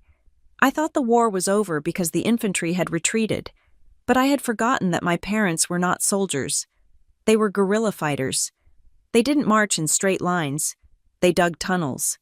And while I was busy celebrating the small victory of my sister finding a roommate in Deep Ellum, the ground beneath my feet was already being hollowed out. It started with a phone call from Derek. When his name flashed on my screen, my thumb hovered over the block button. I had unblocked Maris, but Derek was still in the digital penalty box. I assumed this was another wave of abuse, another text calling me a bitch for making our mother cry. But he didn't text. He called, and he kept calling. 3 times in a row. I answered on the 4th ring, my voice sharp and ready to cut. "What do you want?" "Derek, if you are calling to tell me I'm going to hell, you can leave a voicemail." "I am not calling for that," he said. His voice sounded strange. It lacked the usual jagged edge of arrogance. It sounded hollow, scraped out. It sounded tired. "I need to see you. Brooklyn. Tonight." "I am not letting you into my building," I said immediately. "I don't want to come to your building," he said. "Meet me at that dive bar on Henderson, the one with the broken neon sign. No mom, no dad, just me." "Why?" "Because I found something," he said, "and you need to see it before they do something stupid." I met him an hour later. The bar was dark, smelling of stale beer and lemon polish. Derek was sitting in a booth in the back, nursing a bottle of domestic beer. He looked rough. He hadn't shaved in a few days, and his shirt was wrinkled. He looked like a man who had been sleeping on a couch, which, as it turned out, was exactly what he was doing. I sat down opposite him. I didn't order a drink. I folded my hands on the sticky table and waited. "I moved out," he said. He didn't look at me. He was peeling the label off his beer bottle. "When?" 3 days ago, right after the hallway incident." He finally looked up, and his eyes were bloodshot. "I couldn't take it anymore. Brooklyn, Mom has been on a rampage. She is screaming at Dad, screaming at the walls. She started blaming me for not forcing the door open. She said I wasn't a real man because I couldn't handle my little sister." "I am sorry," I said, and I meant it. I knew exactly what that rage felt like. "I got a place with a buddy from the gym," Derek continued. "It is a dump. My share of the rent is $800, plus utilities. I went grocery shopping yesterday. Do you know how much cheese costs? I spent $150 and I barely got 3 bags of food. Welcome to adulthood." "Derek," I said dryly. "Yeah, well," he laughed, a bitter, barking sound. "It sucks, but I get it now. I get why you were so mad. I worked a 60-hour week at the warehouse, got my paycheck, paid my bills, and had $40 left over. If someone came and told me I had to give that $40 to Maris because family helps family, I think I would punch them." He took a long pull of his beer. "I am sorry I called you names. Brooklyn, you were right to build the wall. If I had a wall, I would build it 10 feet high. Thank you, I said. It was the first time in my life my brother had apologized to me without a caveat. But that is not why I called, he said. The mood at the table shifted instantly. The air grew heavy. Derek reached into his jacket pocket and pulled out a folded envelope. He didn't hand it to me immediately. He held it under his hand, trapping it against the table. You know Mom and Dad are broke, right? He asked. I know they are not great with money, I said, but they have the house. Dad has his pension. The pension is gone, Derek said flatly. Dad cashed it out 2 years ago to pay off credit cards. They didn't tell us. And the house? They are 3 months behind on the mortgage. The bank sent a notice of default last week. I found it in the trash. I felt a cold prickle of shock. I knew they were irresponsible, but I didn't know they were drowning. They are going to lose the house? Unless they come up with $45,000 by next month, Derek said, which they don't have, or they didn't have a plan to get it until you bought the penthouse. My stomach turned over. They wanted to move Maris in so they could rent out her room? No, Derek shook his head. That was part of it, maybe, but that was small potatoes. They weren't looking for rent money, Brooklyn. They were looking for equity. He slid the envelope across the table. I found this in Dad's desk when I was packing my stuff, he said. I don't think they meant for anyone to see it. I opened the envelope. Inside were several sheets of paper, printed from a home computer. My hands started to shake as I read the headers. It was a loan application, specifically, a home equity line of credit application. But it wasn't for their house. The property address listed was my address, the penthouse in Uptown, and the applicant's name was Brooklyn Foster. I scanned the document. My social security number was filled in, my date of birth, my previous address, my employer information. It was all there, accurate, detailed. They were going to forge my signature, I whispered. The horror of it was a physical weight in my chest. This wasn't just bad parenting, this was a felony. Read the second page, Derek said. I flipped the page. It was a letter of explanation. Drafted but not yet sent. Addressed to a loan officer at a predatory lending firm. It claimed that Brooklyn Foster wished to authorize a third-party disbursement of funds directly to Howard and Ellen Foster for contractor services and renovation costs. They were going to take out a loan against my home, in my name, and have the money funneled to their account under the guise of paying them for work they never did. They were going to steal my equity, I said. My voice was trembling with a rage so cold it felt like ice water in my veins. They were going to put a lien on my house. They have been trying, Derek said. I heard them talking. They were frustrated because the bank needed a wet signature and a notary. Mom was talking about how she could practice your signature. She said she used to sign your permission slips for school, so it shouldn't be hard. I looked up at him. Why are you telling me this? If they get the money, they keep the house, you would inherit it one day. Because it is jail time. Brooklyn, Derek hissed, leaning across the table. I looked it up. Identity theft, wire fraud, bank fraud. If they do this, and you catch them, they go to prison. I don't want my parents in prison. I want you to stop them before they actually submit the final paperwork. Stop them? I laughed, but it sounded like a sob. I am going to destroy them. There is more, Derek said. He looked terrified now. I checked the browser history on the family computer. They didn't just look at this loan. They applied for 3 credit cards in your name last week. Instant approval ones. I didn't wait. I pulled my laptop out of my bag right there in the dive bar. I tethered it to my phone's hotspot. My fingers flew across the keyboard as I logged into the credit monitoring service I hadn't checked since the closing. I pulled up my report. Alert. New hard inquiry. July 14th, Capital One. Alert. New hard inquiry.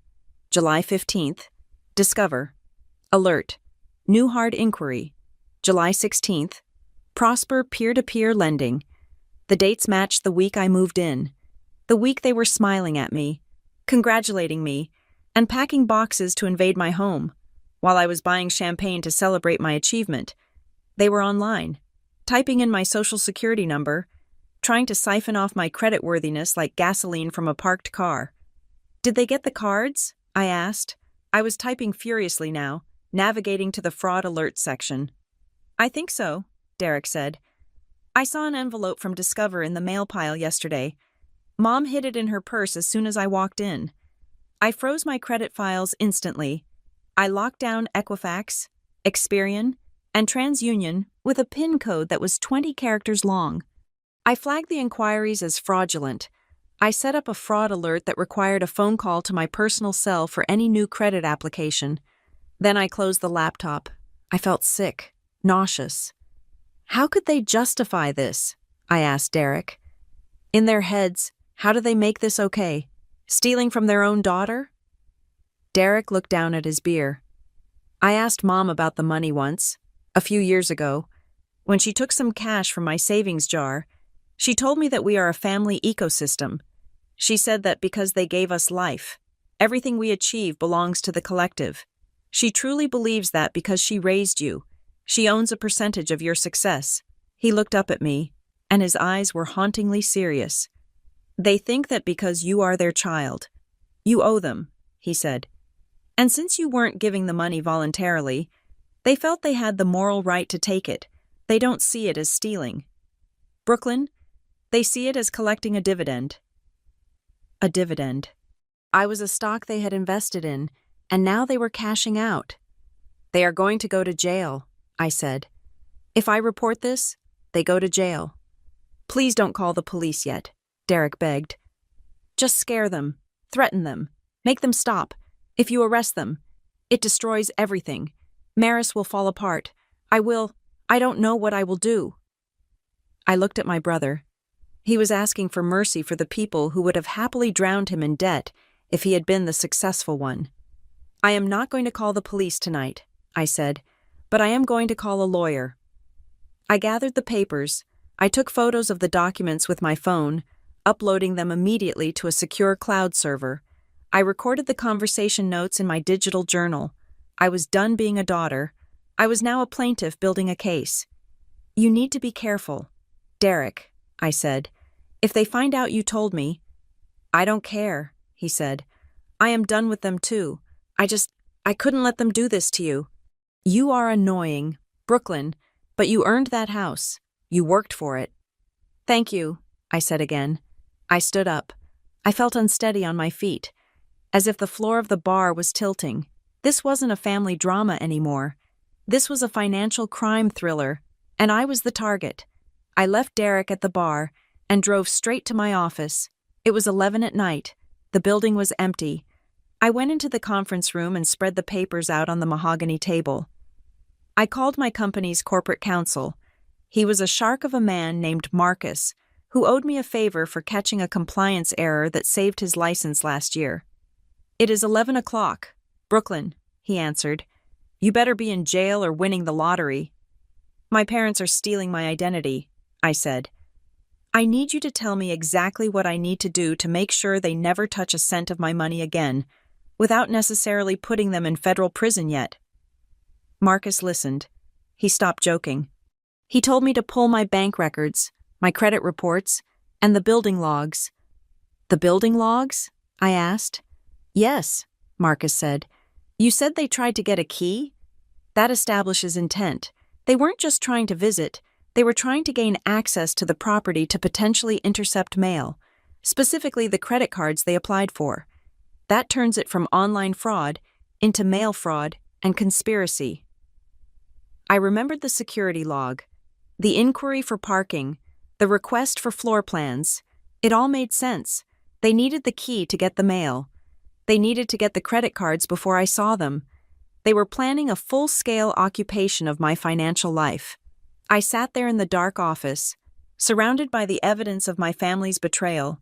I didn't cry. The time for crying was over. I looked at the loan application again. I looked at the sloppy attempt to mimic my signature, a signature they had taught me to write. Okay, I said to the empty room. You want a return on your investment? Here comes the audit. I spent the rest of the night drafting a document. It wasn't a letter. It was a contract, a legal, binding, notarized agreement that I would present to them. It was the only way to end this without handcuffs. I was going to invite them to dinner, and I was going to serve them a lawsuit for dessert. The invitation arrived via a voicemail from my father. His voice dipped in a honeyed warmth that I hadn't heard since I was a child. There was no mention of the wall. There was no mention of the screaming match in the hallway, or the flying monkeys, or the attempted break-in at my building. It was just a cheerful, almost eerie request for dinner at a steakhouse downtown. Just to catch up. I knew exactly what it was. It was the reset button. It was the classic abuser's tactic. Pretend the abuse never happened. Act like everything is normal. And force the victim to either play along or be the one to ruin the mood by bringing up the past. I accepted, not because I wanted to eat a steak with them, but because I had the documents from Derek in my bag, and a public restaurant was the perfect venue for an arraignment. I arrived at the restaurant at 7 o'clock sharp. They were already seated in a plush leather booth in the back, looking for all the world like a happy, successful couple. My mother was wearing her best pearls, and my father had put on a blazer that was slightly too tight across the shoulders. When they saw me approaching, they stood up. My mother reached out for a hug, her smile wide and terrified. "Brooklyn!" she exclaimed, squeezing me as if she hadn't called me a heartless witch 5 days ago. "You look stunning. That color is perfect on you." "Hello, Mom," I said. I didn't hug back. I let her wrap her arms around me, standing stiff as a board until she pulled away, looking slightly hurt, but keeping the smile plastered on. "Sit, sit," my father urged, gesturing to the wine glass already poured for me. "We ordered that Cabernet you like, the expensive one." I sat down. I moved the wine glass to the side. I didn't drink. I wanted a clear head. For the first 45 minutes, the performance was Oscar-worthy. We talked about the weather. We talked about the Cowboys season.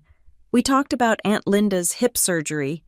They navigated the conversation with the skill of bomb disposal experts, carefully stepping around any topic that might trigger an explosion. My apartment, Maris, or the wall. I watched them eat. I watched my mother nervously butter her bread, her eyes darting to my face every few seconds to gauge my temperature. I watched my father drink 3 glasses of wine in rapid succession. They were sweating. Beneath the veneer of selenium dense, they were desperate. They were waiting for the right moment to pivot. It happened over dessert. My father cleared his throat, wiped his mouth with the linen napkin, and put on his serious, head-of-the-household face. "So, Brooklyn," he started, leaning in. "We wanted to talk to you about something important. We know things have been tense lately, and we are sorry about the misunderstanding with Maris." "Misunderstanding," I repeated, the word tasting like ash. "Yes," my mother chimed in, reaching across the table to touch my hand. I pulled it back. "We were just stressed, honey. But the truth is, the reason we were so pushy, well, things have been hard, financial-wise. The market has been brutal," my father lied. "And with your mom's medical bills." There were no medical bills. My mother was as healthy as a horse. "We are in a bit of a pinch," he continued, speeding up now that the door was open. "Just a temporary cash flow issue. We have assets, of course, but they are illiquid right now. We just need a bridge, a short-term loan to get the bank off our backs." He paused, taking a breath. "We need $45,000, he said. He said it quickly, as if saying it fast made the number smaller. $45,000. The exact amount Derek had told me they needed to stop the foreclosure. "We would pay you back," my mother added quickly, "with interest. As soon as Dad's investments mature in 6 months, we just need you to write a check, or maybe a wire transfer. It would be so simple for you. Brooklyn, you are doing so well." They looked at me with wide, hopeful eyes. They looked at me like I was an ATM that had finally accepted their PIN code. They had moved past the aggression of the move-in and were now trying the pity and partnership angle. I looked at my father. I looked at my mother. I didn't blink. No, I said. The smile on my mother's face twitched. What? No, I repeated. I will not be lending you $45,000. Lending, Brooklyn, my father emphasized, his voice losing a bit of its warmth. Not giving, lending, we are family, we are in trouble. You have the money sitting in a bank account doing nothing. I don't have $45,000 to lend, I said. And even if I did, the answer would still be no. My mother's eyes welled up with tears instantly. It was a reflex. How can you be so cold? We are your parents. We are talking about losing our security. You would let us drown? You aren't drowning, I said calmly. You are overspent. There is a difference.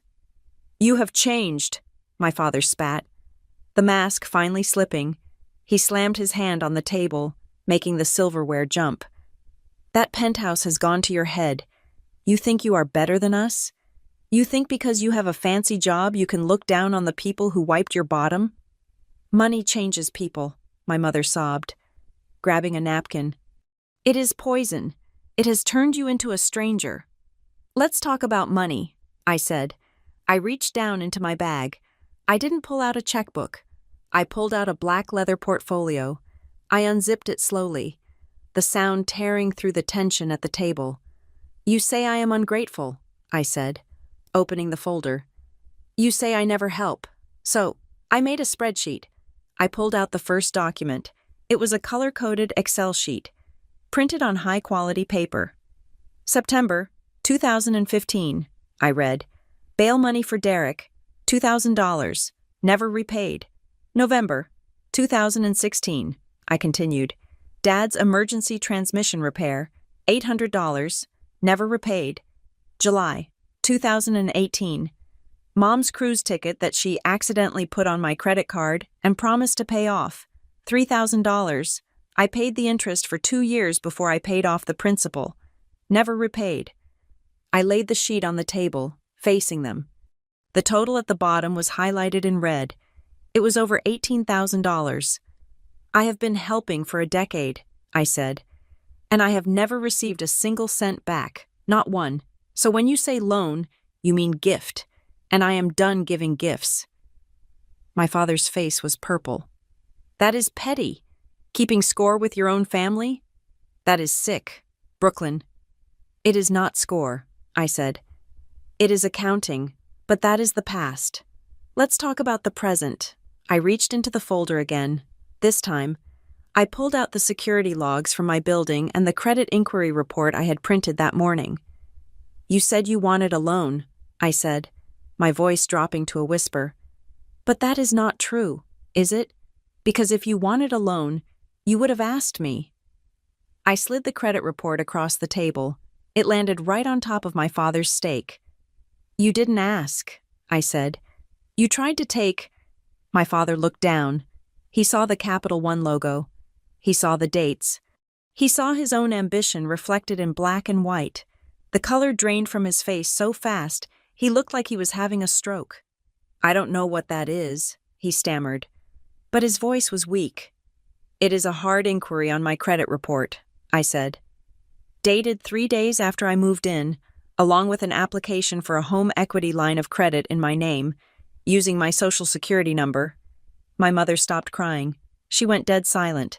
She looked at the paper, then at me, with the look of a trapped animal. We were just checking options, she whispered. We didn't submit it. We were just seeing if it was possible. It is a felony, I said. It is identity theft. It is wire fraud. And I have the IP logs from the application showing it came from the computer in your living room. The silence at the table was absolute. The waiters bustling around us seemed to be in a different dimension. My parents were staring at me not as their daughter, but as a prosecutor. I could call the police right now, I said. I could have you arrested before dessert arrives. Derek told me everything. I know about the mortgage. I know about the gambling debts. Dad, I know everything. My father slumped in his chair. He looked small. He looked defeated. We are going to lose the house. Brooklyn, he rasped. Please, we are desperate. I looked at them. I looked at the people who had raised me, the people who had terrified me, the people who had tried to rob me, and I felt a strange, detached pity. I know, I said. I reached into the folder one last time. I pulled out a thick document, stapled and flagged with yellow sticky notes. This, I said, placing it on the table, is a loan agreement. My father's head snapped up. Hope, pathetic and desperate, flickered in his eyes. I drafted this with my lawyer this morning, I explained. It authorizes a direct payment of $45,000 to your mortgage lender. Not to you, to the bank. Oh, thank God, my mother breathed, reaching for the paper. Brooklyn, thank you. We knew you would. Don't touch it yet, I snapped. Read the terms. I flipped the document open to the second page. It is a secured loan, I said. It places a second lien on your house. If you miss 3 payments, the house belongs to me. I will foreclose on you myself. My father flinched. And, I continued, pointing to a paragraph in bold text, there are non-financial conditions. Clause 4. You are to surrender all copies of my personal information. Clause 5. You are forbidden from entering my property or contacting my building management ever again. Clause 6. You acknowledge that any future attempt to use my identity will result in the immediate filing of the police report I have already drafted and attached as Exhibit A. I looked them in the eye. And finally, it requires a notarized confession. You have to sign a statement admitting that you attempted to defraud me. I will keep it in a safe. If you pay me back, I destroy it. If you don't, I give it to the district attorney. You want us to sign a confession? My father hissed, his eyes bulging. You want to blackmail your own parents? It is not blackmail, I said. It is collateral. You wanted to use my credit? Fine, I am using your freedom as security. We can't sign this, my mother said, shaking her head violently. It is humiliating. It treats us like criminals. You are criminals, I said, my voice rising just enough to turn a few heads at the nearby tables. You tried to steal $45,000 from me. If you were strangers, you would be in handcuffs. The only reason you aren't is because we share DNA. We won't sign it, my father said, crossing his arms. I won't let my daughter hold a gun to my head. Then you don't get the money, I said simply. You wouldn't, he challenged. You wouldn't let us lose the house. Try me, I said. We stared at each other. It was a standoff. He was betting on my guilt. I was betting on his desperation. But in that moment, I saw the truth. They weren't hesitating because of the humiliation. They were hesitating because they knew, with absolute certainty, that they could never pay me back. They didn't want a loan.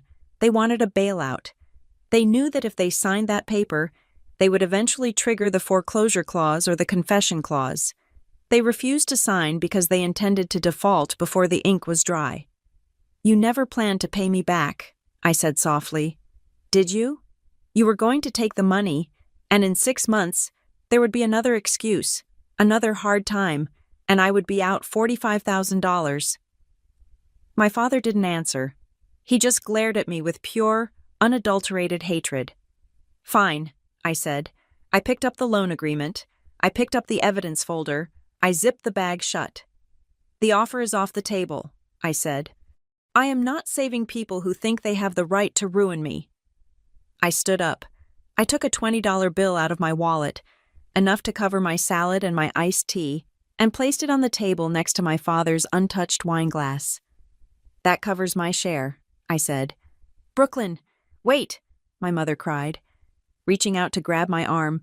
Don't leave. We can talk about this. Maybe just 20,000? I pulled my arm away. I looked down at her. Goodbye, Mom, I said. Good luck with the house. I turned and walked away.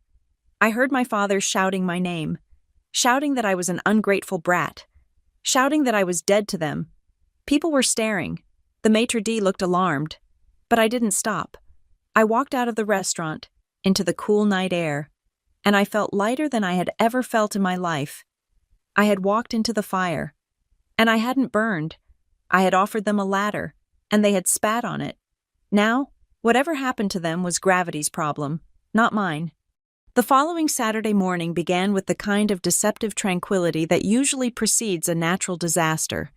The sun was streaming through the floor-to-ceiling windows of my penthouse, illuminating the dust motes dancing in the air of the studio I had fought so hard to protect. I was drinking coffee and reviewing a logistics report for a shipment of microchips from Taiwan. For a brief, shining moment, I allowed myself to believe that the dinner at the steakhouse had been the finale. I thought the refusal, the evidence of their fraud, and my walking away had finally been enough to shatter their delusion.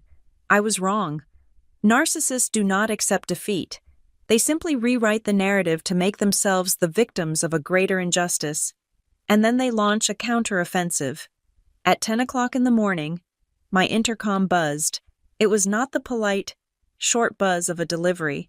It was a sustained, angry tone. I walked to the panel and pressed the button. Yes? Ms. Foster. The head of security's voice came through, tight and professional. It is the front desk. We have a situation. Your parents are here again, and this time, they have brought luggage, a lot of luggage. My stomach dropped, but not with fear. It dropped with the heavy, weary realization that they were going to force me to execute the nuclear option. Are they alone? I asked. No, ma'am, the guard replied. They have your sister with them, and your brother just arrived separately. They are causing quite a disturbance in the lobby. Your mother is yelling about, well, she is yelling about grandmother's rights and illegal evictions. Residents are starting to stare. Do not let them up, I said, my voice steady. I am coming down. I didn't go down alone. I picked up my phone and called Marcus, my corporate attorney. He had agreed to stay on retainer for exactly this scenario, and by a stroke of luck, he was having brunch at a bistro 2 blocks away. It is happening, I told him. Meet me in the lobby in 5 minutes. Bring the file. When the elevator doors slid open on the ground floor, the sound hit me first. My mother's voice was echoing off the marble walls, shrill and hysterical. This is ridiculous, she was screaming at the poor concierge. My daughter lives in Penthouse B. I am her mother. You cannot tell me I am not allowed to see my own child. We have perishable food in these coolers. I stepped out of the elevator. The scene was almost theatrical in its absurdity. My parents were standing in the center of the elegant lobby, surrounded by a fortress of boxes, plastic bins, and coolers. They looked like they were preparing for an apocalypse. Maris was standing off to the side, looking like she wanted the floor to open up and swallow her whole. She wasn't holding a box. She was holding her elbows, shrinking into herself. And then there was Derek. He was leaning against a pillar near the entrance, watching the spectacle with a look of grim resignation. I walked across the polished floor. The click of my heels cut through my mother's tirade. She spun around, her face flushed with the exertion of performing for the audience of wealthy neighbors who were pretending to check their mail while watching the drama unfold. Brooklyn, she cried out, throwing her hands up. Finally, tell this man who we are. He is treating us like criminals. He is treating you like trespassers, I said, my voice projecting clearly across the space. Because that is what you are, my mother faltered, her mouth opening and closing like a fish. Trespassers? We are your family. We brought Maris's things. We decided that the hotel was just too silly and expensive, and since you have all that space, we are just going to make it work. We can put a daybed in the living room if we have to. We are not leaving until you do the right thing. She gestured to the pile of junk she had dragged into my building. It was a power move. She was betting that I would be so embarrassed by the scene, so mortified by the public display of trashiness, that I would buzz them up just to get them out of the lobby. She was betting on the old Brooklyn. You are not coming up, I said, and neither are those boxes. You are humiliating us, my father shouted. Stepping forward, he looked haggard, his desperation radiating off him in waves. In front of your neighbors, you are shaming your family. I am not the one screaming in a lobby. Dad, I replied. At that moment, the revolving doors spun, and Marcus walked in. He was wearing a sharp navy suit, carrying a leather briefcase. He walked straight to my side, his presence immediately shifting the energy in the room from a domestic squabble to a legal confrontation. "Who is this?" my mother demanded, eyeing the suit. "This is my attorney," I said. "Attorney?" My father laughed, a nervous, cracking sound. "You brought a lawyer to talk to your parents? You really have lost your mind. Brooklyn." "I brought a lawyer because you are no longer acting like parents," I said. "You are acting like liabilities." Marcus stepped forward. He didn't raise his voice. He didn't need to. He spoke with the quiet, terrifying authority of a man who knows the law is a hammer and he is holding the handle. "Mr. and Mrs. Foster," Marcus said, opening his briefcase. "My name is Marcus Thorne. I represent your daughter. I am handing you a formal cease and desist order." He pulled out a thick envelope and held it out to my father. My father didn't take it. Marcus simply placed it on top of the cooler nearest to him. "This document outlines a permanent ban on you entering this property," Marcus continued. "It also serves as a formal notice regarding the fraudulent financial activities detected on July 14th, 15th, and 16th. The color drained from my mother's face. "That we talked about that. That was a misunderstanding. Attempting to open a home equity line of credit in another person's name is not a misunderstanding. Mrs. Foster," Marcus said, "it is a federal crime. We have the IP logs. We have the unsubmitted applications. We have the sworn affidavit from your son, Derek, regarding your intent to forge Brooklyn's signature." My mother whipped her head around to look at Derek. "You traitor," she hissed. Derek didn't flinch. He pushed off the pillar and walked over to stand next to me. "I am not a traitor. Mom, I am just the only one who bothered to read the penal code." "We haven't filed charges," I said, looking my parents in the eye. "Yet, that packet contains a settlement agreement. If you leave now, take your boxes, and never attempt to contact me or use my financial information again. The evidence stays in a safe. If you take one step toward that elevator..." Marcus calls the district attorney. The lobby was dead silent. The neighbors had stopped pretending to check their mail. The security guards were standing at attention, ready to escort them out, but the real blow didn't come from the lawyer. It came from Maris. Maris, who had been silent this whole time, walked slowly toward the pile of boxes. She looked at the luggage tags. She looked at the winter coats box that had made a reappearance. "You told me we were coming for brunch," Maris said. Her voice was quiet, but it carried. My mother looked at her, frantic. We were just going to drop your stuff off first. Honey, surprise you." "You told me Brooklyn called you last night," Maris continued, her voice shaking. "You told me she apologized. You told me she begged me to come stay because she was lonely." "She is lonely," my mother insisted. "She just doesn't know it yet."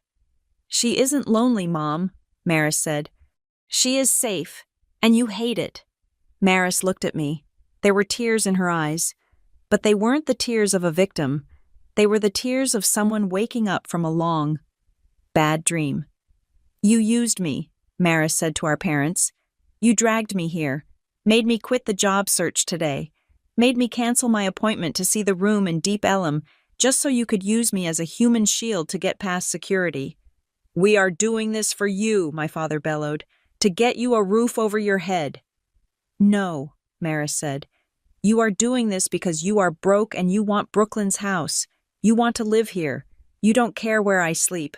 If you cared, you wouldn't have gambled away the college fund." The revelation hung in the air. I looked at my father. The gambling. I had suspected it, but hearing Maris say it out loud confirmed the final piece of the puzzle.